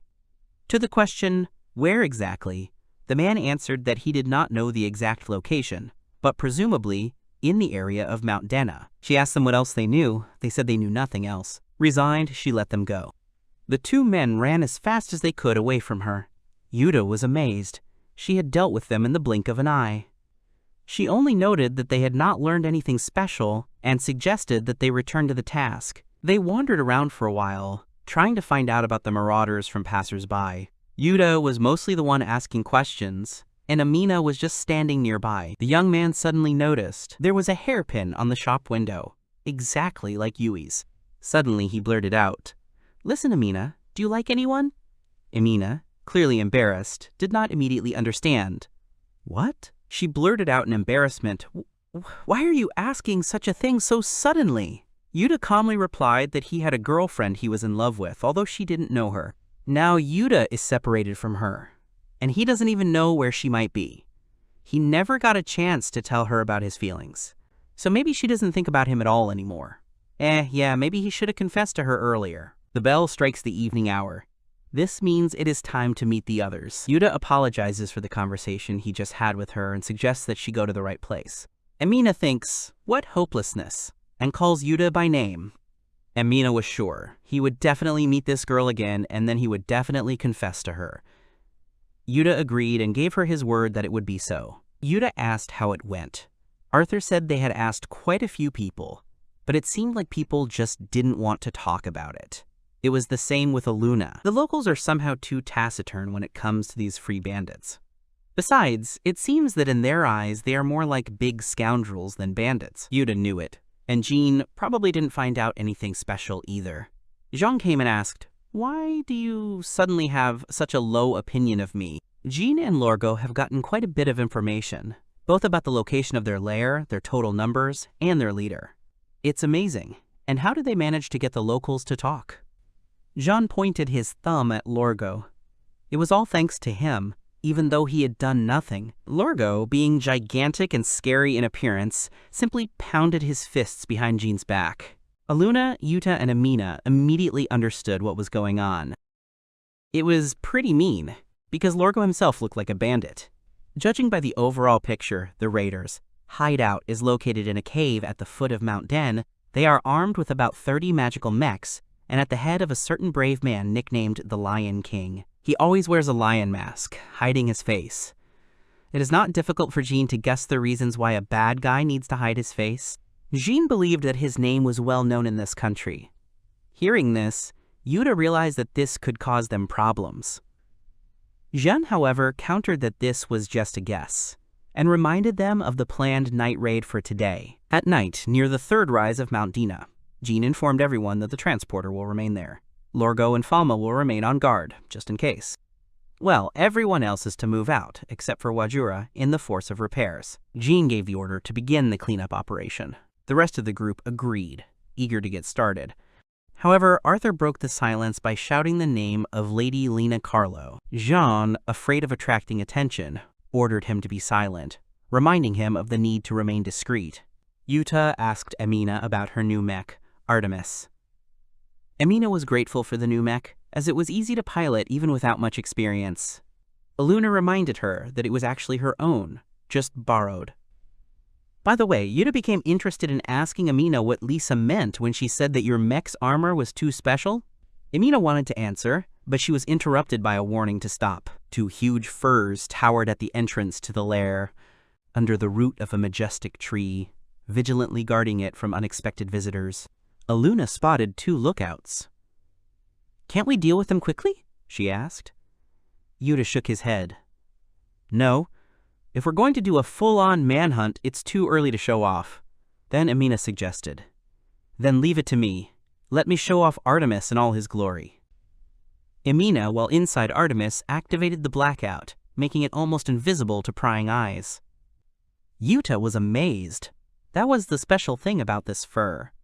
Aluna thought it was good, because in the dark it was practically invisible. Suddenly, from an invisible ambush, a hail of powerful arrows fell on one of the sentries. Having pierced the armor and the body of the mech, they caught him off guard. He did not even have time to react. The second guard was taken by surprise. The mech appeared out of nowhere and its foot instantly pierced the guard's head. This sentry only had time to understand that it was an invisible enemy. This enemy, in the form of Artemis, was already towering over him in full height. Yuta and Aluna, hiding behind the bushes in their furs, watched the events closely. Yuta noticed that the enemy was not expecting an attack at all. Aluna, having assessed the situation, assumed that the raid should go without any problems. The entrance was left completely unprotected. There was chaos in the heart of the lion's den. The Lion King's subjects were scurrying back and forth past his throne, full of anxiety. "We've lost contact with the lookouts," one shouted. "Someone check out what's going on," another responded. "I heard there were some suspicious characters snooping around town today, sniffing around about us." A worried voice sounded. "Why are we only hearing about this now?" someone else complained. The air was tense, and the Lion King uttered only one sentence. "Everyone to arms!" The bandits, seized by panic, rushed about in search of an exit. Their hopes for salvation were dashed when the door shattered into pieces with a crash, broken by the monstrous leg of the combat robot. Aluna ordered Yuta to ignore the infantry, emphasizing that the main goal was to destroy the enemy's mechs. Yuta, understanding the task, decided to attack from the center, while Aluna was to go around the flank. Yuta and Aluna rushed deeper into the lair. Even the seasoned men were frightened by the enemy's sudden invasion of their fortress. Arlio, with a furious roar, pierced one of the mechs with his weapon and, using it as a battering ram, threw it into the thick of the combat robots. Arthur rushed past Arlio on his centaur, crushing his enemies with a crushing ram. Emina, inside Artemis, was destroying several mechs at once. "Who the hell are they?" a frightened question sounded. "They are insanely strong." Another mech turned to the leader. "What are we going to do?" 3 mechs piloted by Yuta, Aluna, and Emina lined up in front of the Lion King's mech and his entourage, who were sitting in combat robots. The Lion King asked them directly, "Are you part of Duke Homel's personal forces?" Yuta replied that they were not one of them. They were simply mercenaries hired to deal with them in exchange for the Duke's services. The leader was surprised by the mercenaries. The Lion King, with a doubtful voice, asked, "Does this mean that we have room for negotiations?" Yuta, standing in front of Aluna, insisted on the need for them to be held, believing that the result could justify the effort. Aluna apologized to them, citing that she would not negotiate with the raiders. The Lion King warned that, in that case, he would fight to the death. Yuta stopped the 2 of them, saying, "The townspeople's attitude towards them is still somewhat worrisome, so really, let's listen to what they have to say first." The Lion King emerged from his mech, thanking for the chance to explain himself. He appreciated it. The others emerged from their battle robots as well. He began his story by saying that he was partly to blame for the uneasy situation in the city. 20 years ago, these lands were still the possessions of the country of Stuttgart. Despite the small area, the relationship between the royal family and the people was very trusting. It was a glorious country. But one day, the intrigues and cruel policies of the young, ambitious Duke Hommel changed everything. The young, beautiful queen became Meltoria's hostage. The king was killed, and the common people began to suffer from regularly increasing taxes. The captured queen was forced to reciprocate the feelings of Duke Karen, who was smitten by her beauty. As a result, they had 2 children. However, she died a few years ago. Arthur noted that Duke Karen is Mushim's father-in-law. The queen loved the people of Stuttgart dearly, and, even when bedridden with illness, asked herself, "What can I do for them?" Aluna came to the conclusion that he was quite strongly connected to her. The Lion King leaves guesses about this to their imagination, but overall it's a rather sad story. They simply wanted to protect their people, and they, in turn, sheltered and protected and, well, they heard him, and now they knew they were no ordinary highwaymen, but they still couldn't let their employer down. In that case, were the mercenaries still going to catch him? Aluna and Yuta were silent for a moment, and Aluna assumed so. Yuta gave the Lion King a categorical refusal. He confidently came up with a better solution. The Lion King winced. The mercenary informed Duke Homel that their gang had beheaded the Lion King. Homel asked in bewilderment, "And what do you mean by this? The unrivaled Knights of Steel?" Yuta, without blinking an eye, replied, "We do not spare our enemies, so we simply killed them all." They piled the fallen furs before Duke Homel. The furs were undoubtedly those of the raiders, and there were many of them. The Duke was worried and doubtful. "But are you sure it's time to celebrate the victory?" Yuta, hastily apologizing, went to report to his master. Jean realized that the main part of the plan had been successful. Jean approached the throne and addressed the Lion King by his real name, Theseus. The blonde tells his comrade that Sei was famous in this country. Tessie himself extends his hand and, introducing himself, says that he is glad to meet them. The guy says that it is mutual and recalls the story that was his past. The blonde asks them not to forget about the deal, and Tessie says that if they let him go, he will give them the voice of Duke Charon in the fight for the throne. He also says that if they can organize a secret meeting with Udine, he will give them 200 million gold. The blonde says he will do anything for that amount, and the girl says that if they can get that voice, then Linne Carlo will definitely be happy. The boys arrive at the residence of Duke Charon, and Tessie bends over his mother's grave. He makes a promise to her grave to save the people of Shatgar, and asks her to wait a little.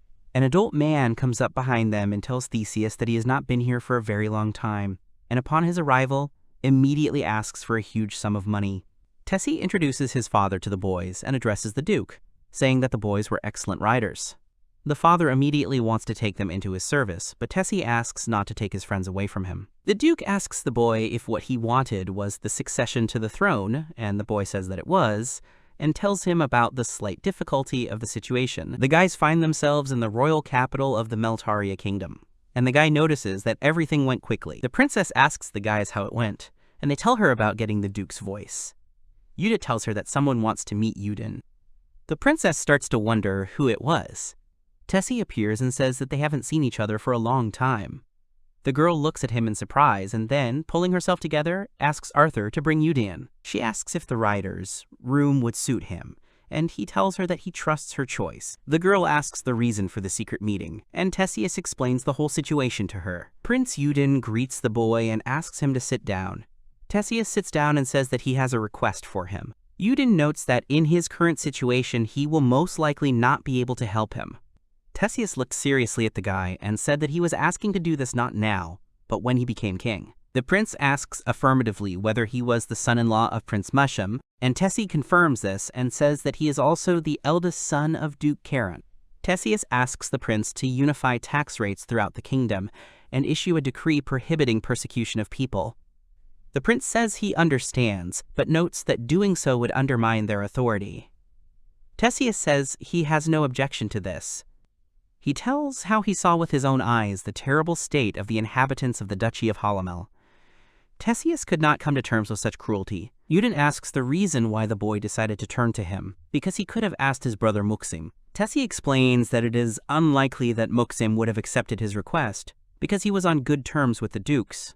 Tessie says that he and his father are ready to make sacrifices. He asks Crown Prince Udine to become their king and save the kingdom. Udine looks at Tessie in surprise. The princess comes to Nagisa and tells her about being sent to the kingdom of Emo. The girl is puzzled what kind of kingdom it was, since this name was not in the Union of Eastern Peoples. The princess tells her father that she will go there and form an alliance with them to oppose the Ruja Empire. Her father says that he will also go with them, but the girl refuses. The girl explains that her father and the king were constantly arguing like little children. The princess says that they, as beautiful, strong, and independent girls, will go and lay the foundation. A little later, they appear at the king's castle, and the doors are open for them, saying that the girls were already expected. The king meets the princess and says that a lot of time has passed since their meeting, and the last time he saw her was when she was little. Renelle tells him that her mother told her a lot about him. The king is surprised and then asks the girls to sit down to discuss everything. Nagisa watched the king and noticed his friendly face, and wondered why he didn't get along with Majni. The king says that 5 years have passed since Ruliha left them.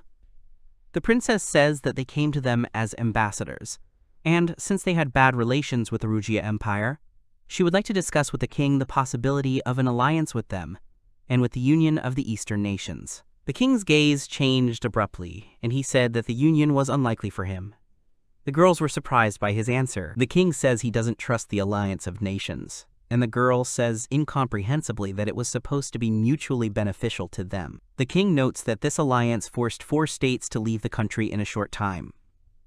The princess says that this may have been Rujia's strategy. The king doubted that in such a short time, Rujia could do such a thing. He says that most likely there were traitors in the alliance. The girl, hearing this, exclaims incredulously, and the king says that his answer will remain the same. He says that it didn't matter at all whether they were the enemies of his enemies. Nagisa notices how much the atmosphere around her has changed, and mentally says that she has seen the king's true serious face. She wonders where the king with the kind face went, and then accidentally says out loud that the king was in love with the princess's mother. The princess screamed, and the king looked at her sharply. The girl looked at them in fear. The king stands up and looks down at the girl. He asks her name, and the girl introduces herself. The king asks the reason why she decided so, and the girl says that his expression expressed kindness when talking about Rulich. The princess shouts at her to apologize, as she is disrespecting the king. But the girl continues to speak, and says that she knew that expression very well. Then, remembering Yuta, she mentally said that she had seen that expression a lot. She remembered how she hit him, and the guy turned around sharply and wanted to scold the girl, but his facial expression suddenly changed, and he began to smile and laugh. The reason for this was that the guy was looking at the girl he loved, and Nagisa understood this. There is a silence in the room, and then the king asks the reason why women can see right through men so easily. He starts to cry and admits that it was true. The princess looked at the king in surprise. The king, having come to his senses, asks to bring Majni to him to talk about the further union. The girl is perplexed, because only recently the king spoke about mistrust. But Emil explains to her that this concerned only the union of the Eastern nations. He says he must admit that he became sarcastic because it was the country of his love rival. However, he could not help but trust the country in which his beloved woman lived. Emo and Majni signed the contract without any problems, and they even made peace. Now, Amuria's safety was ensured, and for this, the princess thanked Nagisa. The girl embarrassedly says that she did nothing, when suddenly they hear strange sounds. The girls run in and see the men fighting. The girls looked at them in horror. The princess yells at them and asks them not to behave like children. The boys return home. Majni says that in any case, thanks to this, the Eastern Alliance and Amoria will now be safe. The princess says that according to the king, there was a traitor within the alliance. Majni wonders why anyone would betray them.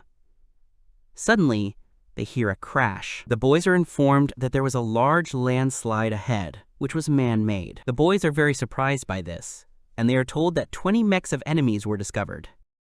The princess asks whose they are, and is told that it was unknown, since there were no identifying marks. The princess immediately calls out to Nagisa. The princess says that this will be her first battle, and the girl says that she couldn't. The princess asks Nagisa to pull herself together. The girl is informed that Lasbel's mech, Idante and Basim were ready, but unfortunately Nagisa's mech was undergoing major repairs and therefore could not be used. The guys congratulate the girl on her first fight and ask her not to overexert herself too much, and to move at her own pace. The guy asks to show everyone the results of his training, and Nagisa smiles and says that she will do so. The girl appears in Lasbel's fur and announces that she is moving out. Nagisa goes outside and finds herself surrounded by enemies. She watched as everyone around her struggled. She watched as one mech laid down another and pierced him with his sword. The blonde shouts to Nagisa that one mech is heading towards her. The girl mentally says that she thought she was ready for such a fight. The girl's fur and the enemy's fur collide with each other. She recalls that in Aikido there was no limit to the number of techniques used. The teacher said that there were fundamental techniques, but they were then going to talk about what was beyond. Yuta then asked if the teacher's words meant that they had already mastered the Aikido technique. The teacher then told him that he was a little mistaken and said, for example, that if suddenly they were outnumbered, or the enemies had weapons, or even if they were in any other situation, then he broke off. And then he continued, saying that while the enemy looked like a man, their job was to crush and drop him. Then he suddenly appeared behind Ute, throwing him over his back. The teacher then said that if they observed the enemy's actions, They would be able to come up with ways to suppress him, and even movements they had not learned would come naturally to them. The girl, returning from her memories, repeated the teacher's words about crushing and breaking. She immediately destroys the first mech and reports it. Nagisa strikes again and tells herself not to get distracted and to calm her mind, just like she did during Zazen. She takes out her sword and looks at her enemies with a gleam in her eyes. She says that although it was not so well known, Aikido also used sword techniques. She remembers her father's words and says that she was confident in herself. She asks Jude how many he has beaten and tells him that she has beaten 3 already. Jude tells her that once he beats one guy, there will be 4. The girl continues to beat and win one after another and counts 7. One of the mechs is surprised, and she asks them why they are running away from her. The guy calls her and asks if everything is okay with her. The girl, having killed another one, says that she has destroyed the 10th mech.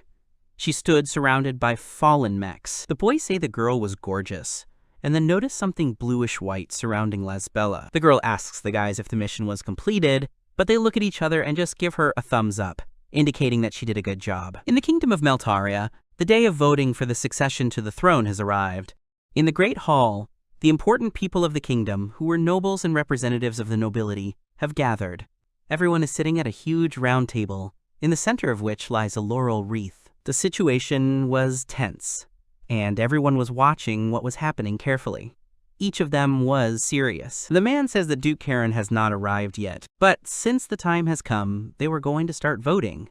The man begins to explain the rules of voting. He says it was a very important and serious vote, and so he asked everyone to think carefully about their decision. The man says that they will start with the second prince, Bildero, and he stands up and says that they do not want a weak king, and so he will vote for Mushim. Then there was Princess Rudria, who voted for Yudin, saying that for the king who will bring peace to the kingdom. After her, there was Princess Lindela, who voted for Mushim. And then they called Princess Lene Carlo. The princess says that she will vote for Yudin because the kingdom should be ruled by someone who understands the feelings of others. So everyone voted in turn for Yudin and then for Mushim. Mushim had 3 votes and Yudin had 4. There were 2 votes left, and if all went well, Yudin would win. The next voter was Duke Salomal. He says that after much thought, he decided to vote for the one who will make the country rich. He looked at the guys and said that it was not Prince Yudin but Prince Mushim, and he voted for him. Mushim starts laughing and says, turning to Yudin and Lina Carlo, that he has won.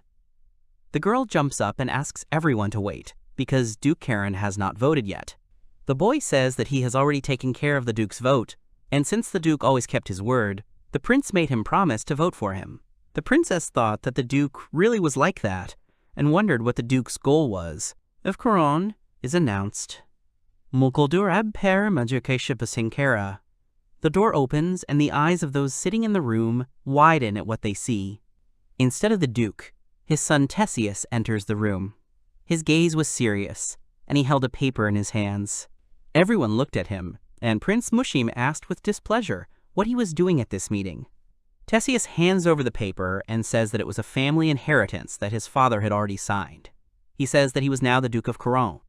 Mushim slams his fist on the table, jumps up, and calls Tessie bad names. The Duke says that he wants a world where everything is calm, where everyone is equal, and no one is pressured. Tessie says that as a king, Mushim certainly won't do that.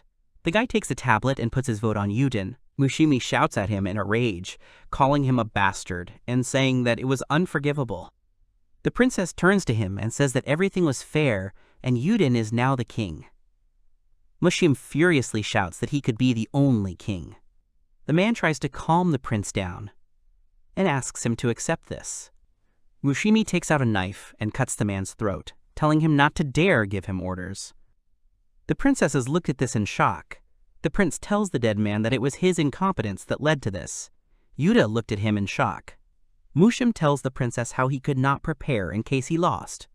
He says that the vote was invalid, and the prince's personal soldiers enter the room. Mushim orders them to kill Yudin. The princess grabs Yudin and is about to run.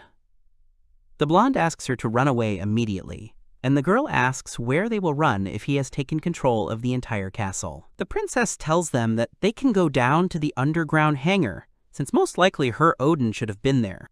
Having descended into the hangar, The girl looked in shock at the fact that not only Odin was missing, but also all the other mechs. The prince also appears in the hangar and says that he foresaw their appearance in this place and therefore removed all the mechs from there. Suddenly, enemy mechs appear behind the guys, and Mushim says that they were like rats in a sack. The guy says with a malicious smile that he had asked her before not to be arrogant, even if her Rudia value was slightly higher than his. The guys are panicking and asking each other what to do, because there are more and more enemies. The princess says that they can only keep their distance, when suddenly Yuden turns around and calls the guys. He points to a very large fur coat and asks if it is a working fur coat. They tell him that it was a fur created by the hero Ruzek who founded this kingdom. This fur was called Viktolf, and he was their national treasure. The princess says that even she and her Rudy could not have him. Yuta says that means it was impossible, but the blonde asks him to get in. The guy reminds him that his gun number was only 2, and the guys, hearing this, simultaneously kick him and say that, after all, it was impossible. The guy, holding on to the spot where the guys hit him, climbs into the mech and says that if he thinks about it, the situation was similar to his first use of Arlium. He notes that even the cockpit was like that and wonders if he can really move. He thinks that if it doesn't start, his friends will be caught and killed. Yuta starts to activate it and begs the mech to turn on. The fur's eyes lit up, and the boys looked at him happily. Mushim grabbed the railing furiously and shouted that it was impossible, but the fur raised his hand and looked at her and said that Viktolf had become active. The boy says in surprise that he can control it.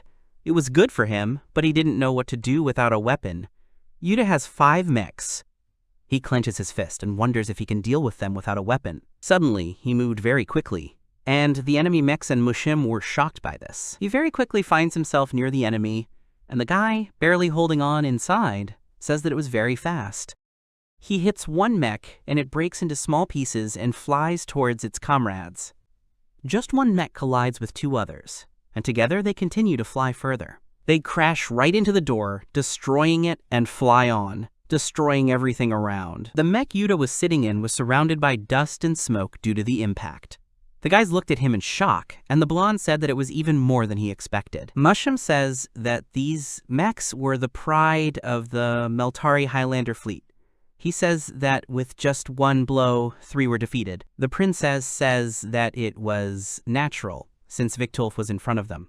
She says that in order for it to activate, the Rudia value must start from 200,000, and therefore it has no equal among other mechs. The guy, in shock, says that this was talking about Yuta's weapon, and the girl confirms this, because she allowed him to win, and his weapon value was not subject to modern calculations. Yuta falls in the mech's cockpit and, trying to get up, says that he couldn't even imagine that this mech would be much more sensitive than the others. Suddenly, an enemy mech stands above him and strikes him with an axe. However, his axe breaks off and flies towards Prince Mushib. The prince is surprised, and a soldier runs up to him and asks him to leave here, since it was not safe here. The blonde tells Yuta that Arthur was already on the transporter and suggests that he get out of there. The boys stop abruptly and see that the prince has prepared an ambush for them. Yuta asks everyone to wait a bit and says he will clear the way for them. The princess tells him that there was a lift attached to the rails, and the guy, seeing it, lifts it above himself. He swings the lift, shouts for everyone to get out of his way, and throws it at the enemies. A huge column of dust rose up, and enemy mechs flew in all directions. Yuta says that he cleared the way for them, and the blonde says in his mind that he did it harshly. He says that he is worried about the carrier and offers to go. The guys, upon going outside, find themselves surrounded by even more enemy mechs. Amina shouts that they were suddenly attacked and asks what happened here. Nanami says that she will protect everyone until they return. Yuta tells the others that he sees the boys, and reports that they were okay. But as soon as Nanami got close to Yuta, she struck him, mistaking him for an enemy. Yuta asks her to stop. Yuta was very pleased that the girl could perform such attacks, but he also couldn't stop her. The girl shoots arrows at him and says that he is caught. However, the guy's fur stood as if nothing had happened. The princess is shocked to see that there was no effect, and the blonde man leaning out of the window tells Nanami that it was Yuta and asks her to stop attacking. Nanami asks in surprise what kind of fur it was, and the guy tells her that he will tell her later, since they needed to get to the carrier. Jean asks Lisa, and she says with displeasure that he must have a good reason to distract her. Jean asks her to be ready, and as soon as the guys return, they were supposed to start. Yuta's eyes widen, and Nanami turns to him and says that it was all very amazing. The guy stood there thinking, and Yuta thought that they definitely couldn't handle such a number of enemies. He asks everyone to get into the carrier and leave first, and he will cover them for now. There were a lot of enemy mechs, and the guys started to talk him out of it. Yuta says that he will only distract them until they lose sight of the carrier. Nanami turned to them. She confidently says that she will also stay with him. Yuta is surprised and asks her not to do it. The girl says that if he is left alone, he will behave recklessly again. The guy tries to dissuade her again, and she asks him if he considers her incapable of fighting. The guy immediately apologizes and says that he will be glad to accept her help. Jean asks if they are done talking and asks the others to get on board. The boys tell them to be careful and tell Yuta to protect Nanami. Nanami also asks them to be careful and says that they will meet at the residence of Duke Charon. Yuta suggests that the girl deal with the enemies. The carrier starts up and begins to move away. The enemy mech informs the others that the carrier has started to take off and orders them to be captured. Suddenly, Yuta does something, and the enemy mech immediately flies away. No one understands what happened, and then Yuta realized how he did it, and he asked Nanami to use the enemy's steam vent so that they wouldn't see anything. Nanomami asks smilingly that it turns out they need to cut them into pieces. The guy hesitantly confirms her words. Suddenly, Yuta runs towards one of the enemies, and they stand there in surprise. He strikes and the fur breaks. A huge column of steam comes out of this fur, which is like a wall blocking the entire view of enemies. The boy thinks that if they don't distract them well, the enemies will continue chasing the carrier.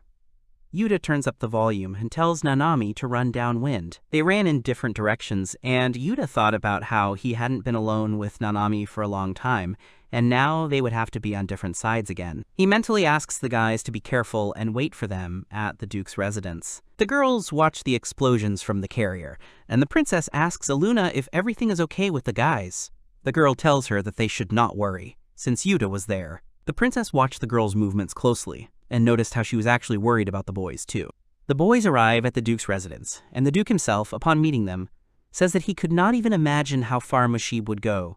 He asks if everything is okay with them. The princess assures them that everything was fine, but she says that his son was taken prisoner. The Duke's face changes abruptly. The boys start making excuses, apologizing, and saying that they wanted to help him. The Duke asks them to calm down, since even Mushib had no right to kill the Duke just like that. Suddenly, a soldier interrupts them. He reports a large-scale invasion of Melteria mechs, numbering 500. The Duke angrily says that he has gone too far, and orders his entire army to be gathered to teach him a lesson, despite the fact that he was his son-in-law. The princess says that she will help them, and Jean asks what she means, since her words were a bit frivolous, because they cost about 500 furs.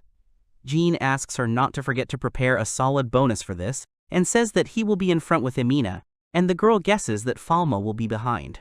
The guy says that it would be bad, and says that Lorgo will be on defense. They are about to contact Vajra, when suddenly the princess interrupts their conversation, and asks what happened about her. Aluna asks her not to say that she is also going to participate in the battle, but the princess tells her not to underestimate her. In the middle of the forest, explosions from the battle were still visible. Having taken down the last enemy mech, Yuta sighs heavily. He asks the girl if these were all pursuers. They climb down from their furs, and Yuta asks Nanami if she's okay, and she says she's okay somehow. However, she shows the guy a broken communicator, and says that during the battle it fell and broke, and now they will not be able to contact the guys. Yuta says that they must go anyway. Arriving at the Duke's residence, they look at the battle site in shock. Nanami says that they were apparently attacked and asks where everyone disappeared to. Yuta mentally says that Aluna and Emina were not so easy to defeat, and tells the girl that he is sure that they are safe and sound. The girl says it was very strange that there was no video of a single mech from such a big battle. The guy says she is right and suggests going to the city center. The guys go into a cafe and order a steak. The girl looks at it with appetite, and the guy looks around and listens. Suddenly he hears how at the next table they were talking about how, in the battle, the prince used the royal guard. His interlocutor says in surprise that the Duke was his father-in-law, and the man says that this is why everyone pretended that nothing had happened, and that is why he hired people to remove all the furs. Yuta starts picking at his plate, pretending to eat. The interlocutor asks who won, and the man says that the royal army won, as it outnumbered them. As it turned out, the Duke was alive and fled to Duke Liedemalt's side. They discussed the situation in the country. One of them said that all the principalities were now under the control of the prince. Yuta realized that this was all he needed to know.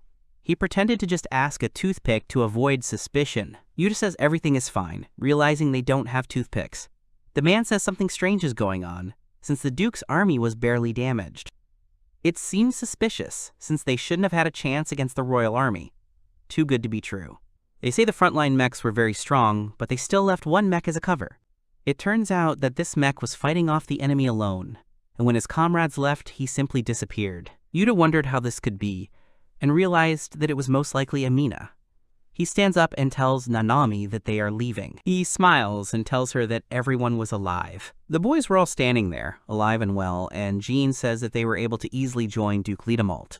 The princess says that Duke Borelma is located further away, and with him they will be able to launch a counterattack. Jean notes that there were still few of them, and the girl remembers one general. However, the girl needed to meet him in person, and she decides to sneak up on him with Amina. The guys are surprised by her choice. A little later, the three were sitting in the cabin, preparing to set off. Arthur was sitting folded on the ceiling, and the princess was sitting in front of Amina. Amina was unhappy that there were three of them in the mech's cabin, and the princess said that she was very petite, and Arthur could be folded neatly. The princess gives the command to move forward, but the girl still resists.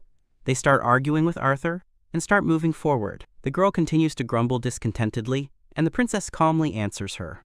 Yuta and Nanami continue on their way and come across several mechs who were about to engage in battle with each other. The guy turns to Nanami and says that one of the parties was their friend, and the girl asks him how she can tell them apart. The guy comes out of his hiding place and approaches the furs and says that he is a group of mercenaries led by Princess Linne Carlo, and they have arrived to support them. The mechs looked at them strangely at first, and then the silver mech began to thank Yuta and say that he had heard about them. The other mech, who was dark gray on the contrary, began to call them ignorant and began to give orders to seize the boys. Yuta immediately strikes the enemy and thanks him for the explanation. Nanami joined the guy and also thanked them for the explanation. The man, emerging from his fur, begins to thank the guys, and Yuta, modestly, says that it was all thanks to them. They salute and say that they are the royal guard under the command of Princess Rudria. Yuta clarifies that this princess was Linne's sister, and the guard confirms this by saying that, unfortunately, she, like the others, was captured. The man says that while they were heading towards Duke Liedemalt's army, who were in the same situation as them and were about to ask them for help in freeing the princess and their duke, the royal guard intercepted and attacked them. Yuta says that he was also going to the duke and suggests that they go together. The man says that he did not expect such an offer, but will gladly agree. He says that on the way there will be their fort, and they could stop there and replenish their numbers. Princess Linne introduces herself to the soldiers and says that she wants to meet General Orlea. She points to one of the soldiers and asks him to call the general. He leaves, and the girl turns to Amina and asks her to be on guard. Amina mentally says that if everything does not go as they expected, she will run away with her tail between her legs, but out loud the girl says that she will do everything to protect them. The princess is called out. The general looks at the princess in surprise and says that he thought his soldiers were making fun of him when they said she had come to see him. The girl says that they haven't seen each other for a long time. The general falls to the ground and begins to beat her, saying that they really haven't seen each other for a long time, and that it took him days and weeks to see her. He says that he missed her very much, and she responds by saying that it was because of his behavior that she avoided him. The general asks the reason why she came to him. The princess asks him to lend his army to her, and Prince Yudin to stop Musham. The general says that it turns out that she wanted him to betray Commander Cruz, to take her side, and the girl says that if he refuses, she will erase him from her life. The man immediately begins to beg her not to do this, otherwise he will not stand it. He gets down on one knee in front of her and says that he will dedicate this life to her and will do everything possible for her. The princess says that it will be enough for her that he does everything she asks. The soldiers watch them and discussed something. The princess, while in the general's office, says that she knew that Mushim would not have the courage to destroy Odin. She says that this is probably because Odin was a national treasure. Like Victolf, she notes that all the mechs were heading to Mardan base. The princess thought that this base was a small base, and most likely they decided to make it a transit point. She turns to the general and says that if they need to attack, then they need to do it now. Orlia turns and leaves to carry out the order. Suddenly he stops and asks the girl if she has someone who fills her heart. The girl says that she has never had anything like this, and the general replies that he is glad to hear it. He turns around and walks away, but the expression on his face was very angry. Arthur comes to Emin and tells her that the general has agreed to cooperate, and now the girl can relax. The girl thinks that she can't let her guard down anyway, because they used to be their enemies. The princess comes in and asks Arthur to stop. Arthur says that the girl will not be able to rest enough, but suddenly a large man appears behind him and swings his bat over the guy's head. The man strikes from behind, and Arthur flies down with his arms outstretched. The guy screams in pain, and the girls cry out in shock. The general appears behind the princess and grabs her, holding a knife to her throat. The girl asks what this all means. He says that she really thought that he would be hers for the rest of his life. He says that unlike her, Commander Cruz accepted him immediately. The princess realized that Cruz had foreseen everything. The general turns to Amina and tells her to get out of the fur. Otherwise, he promises to make the princess a head shorter. The girl gets off the fur, and all the tied-up people head to the carrier. The princess asks where he is taking them, and the man says that he is taking them to the Mardan base. He says that in a normal situation, where there is no firepower, there could not have been a better place for bait. He says he is sure the rebels will fall for her, not suspecting that there were 1,000 furs prepared. The princess looks at the general in horror. A soldier comes to the boys and tells them that Princess Rudria has been delivered to the Mardan base. The man says that this changes everything greatly. He tells Yuta that it was a supply base and there would probably only be 100 mechs there, and they would probably use it as a transit route. The guy says that this was their chance to strike, and the man starts praising him. Yuta gets embarrassed. The guys come to the Mardan base and watch it from their cover. Jean says that there is no movement, and the man answers him that it means there are no problems, and Yuta finds it strange. He explains to them the reason why he thinks so, and the man sadly says that it turns out it was a trap. The guy mentally asks them not to make such faces, as it becomes difficult for him to tell them not to go there.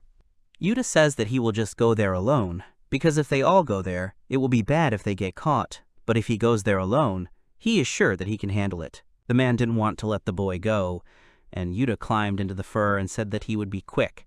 However, the man felt as if he was a boy going on a mission. Yuta stands in front of the base and sees absolute silence. He thinks that he was mistaken, thinking that it was a trap. But suddenly, a lot of mechs appear from the cover. A whole army, consisting of 1,000 mechs, surrounded the guy. The man says from his hiding place that he knew it was all a trap, and Yuta says there are so many of them that he can't even count them. Nanami clasps her hands in excitement, and Yuta mentally says that if he gets caught, then he will have no more way out, and now he needs to break through by any means necessary. He turns to his fur and tells him to do it together. From behind the barred window, sunlight breaks through. Arthur comes to his senses and asks where they are. The girl answers him, and he immediately asks about the princess. The girl notices that he only had the princess in his head and says that she is most likely being held in another room. The guy angrily curses the man. Ime notices the guy fidgeting and says the handcuffs were really in the way. Arthur confirms this. She asks for help to get something out of her upper lip, and Arthur, in fear, asks what is wrong with her face and says that it was disgusting to look at her. The guy takes something out of her mouth and asks what it is. The girl asks him to just pick at the handcuffs and explains that she couldn't do it herself. The guy asks what was the point of taking this thing then, and the girl answers him by saying that she herself doesn't know, and took it thinking that it would come in handy. The princess is brought into a separate office and asks the reason. The general says that there is a beautiful view from this office. He says that it was all so that she would watch as 1,000 mechs would sit in anticipation, and her army would come to rescue the princess without even knowing it. The girl interrupts him and says that it was tasteless, and now she understood why no one liked the guy. He turns around abruptly and says she was wrong, and she doesn't want to admit that she was wrong not to choose him. The girl says that she is never wrong. She says he was never attractive to her, and now she knows why. The general says Cruz tells him otherwise, and the princess replies that it was his problem to take everything seriously. The man puts his hands on the girl's shoulders and asks if she is aware of her situation. He says that Cruz gave him permission to do whatever he wanted with the girl, and the girl, mentally frightened, but boldly tells him that he will not be able to do this with her. The man freezes at her words, then grabs her outer garment. He says he'll see how long this bravado lasts. Linne bites her lower lips and mentally says that she can't believe how helpless she is without her fur. She thinks that she can't show her weakness to him anyway. The man rips off the girl's shirt, leaving her in her underwear. He smiled nastily and asked what had happened to her, because before that she had been talking non-stop. But now she had gone silent. The girl clenched her hands, and her nails dug into her palms so hard that they started bleeding, and she also bit her lips until they bled.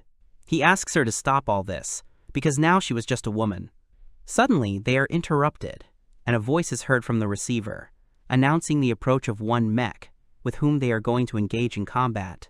The general says with disappointment that this is the most inopportune moment. He asks again about just one fur. He runs up to the receiver and yells at the soldier, saying that he is a fool for exposing everyone because of one fur. The soldier starts making excuses, and suddenly the girl calls out to the general. She goes to the window and says that she lied to him about something. Yuta was fighting the enemies outside, and was thinking that he hadn't had time to hold everyone back, and that he would most likely have to enter weapon focus mode. The general asks in bewilderment what she said, and asks what she lied about.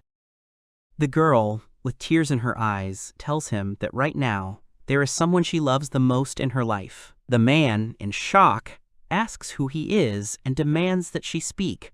Suddenly, the lock on the door breaks and Arthur runs in, opening the door, asking if the princess is okay. The girl screamed, and Arthur looked sharply at the general's hand holding the girl, and the tears in her eyes. The guy looked at him angrily. The general calmly looks at Arthur and mockingly says that the very same one excluded from the Reichmer family has appeared before them. The general asks what Arthur is doing here, since he is already late, since his princess is already crying. A knife appears in Orlia's hands. Arthur can't stand it and rushes off, trying to attack this man. The general continues to mock Arthur, and mockingly asks him if he is so stupid that he rushed to such a cheap provocation and prepares a knife. The knife goes straight through the guy's hand. However, another guy's fist hits the general in the face, and he knocks the general down, beats him, and then pulls out a knife. The guy brings his bloody fist to the general's face and asks him for permission to fix it. He says that he serves directly under Linne Carlo as her squire. The clanking of iron is heard outside. Something is happening to Yuta's fur, and he is trying to get deeper to his weapon. The mech is getting back to normal, and the guy says that he needs to stay like that now. Suddenly, he hears someone say that the weapon's concentration mode has been activated, and reports that a scan is being launched to determine the situation. Yuta asks who she is, and he is told that she was Victolf's artificial intelligence, named Fili Rudia. The guy was shocked by this. Fili reports that the scan is complete, and asks the boy to leave the area for safety. Yuta says that they are completely surrounded and asks how they can do that. The AI says that no enemies were detected in the sky, and the guy asks if she is offering to fly away. She replies that the mech can do that, and can also move faster for a short time. Yuta mentally says that it shouldn't have been weird, there were other flying mechs. He says that in that case they should take off. Victolf really does take off. The guy screams, not fully believing that he is flying. The princess says contentedly that the situation has changed a lot, and asks if he has already begun to be afraid. The general, all beaten up, asks her to tell him who the one she loved was. She says it was the pilot who got in here alone, and the man they thought they had tricked. The general first looks at her in surprise, and then begins to laugh out loud. He says that the guy is now trapped, and if the girl unties him, he promises to give the order to cancel his destruction. However, the girl stood motionless, and seeing this, the smile on the man's face disappeared. He asks her why she doesn't do anything, since he was surrounded by 1,000 furs and was now going to die a painful death. The general, seeing her look, asks if she knew about everything, and the girl says that she knew nothing and asks him to look out the window. From the window, you could see the guy's fur flying into the air, away from the dangerous point. Yuta tells Fili that they managed to fly away from the enemies, and Fili tells him that she counted 988 enemies and challenges him to destroy them all at once. The guy asks again in surprise, and Fili tells him that she hasn't had the opportunity to check the enemy shields yet, but in any case, she was almost completely sure that all targets would be destroyed. The guy says he understands her and asks her to do it. She says permission has been granted and will now switch the system to Nova mode. Changes begin to occur with the fur. The guy is surprised, and he is informed that the activation systems have begun charging. Yuta says in surprise that they have transformed, and Philae says that the core has been nourished and now she will chant spells.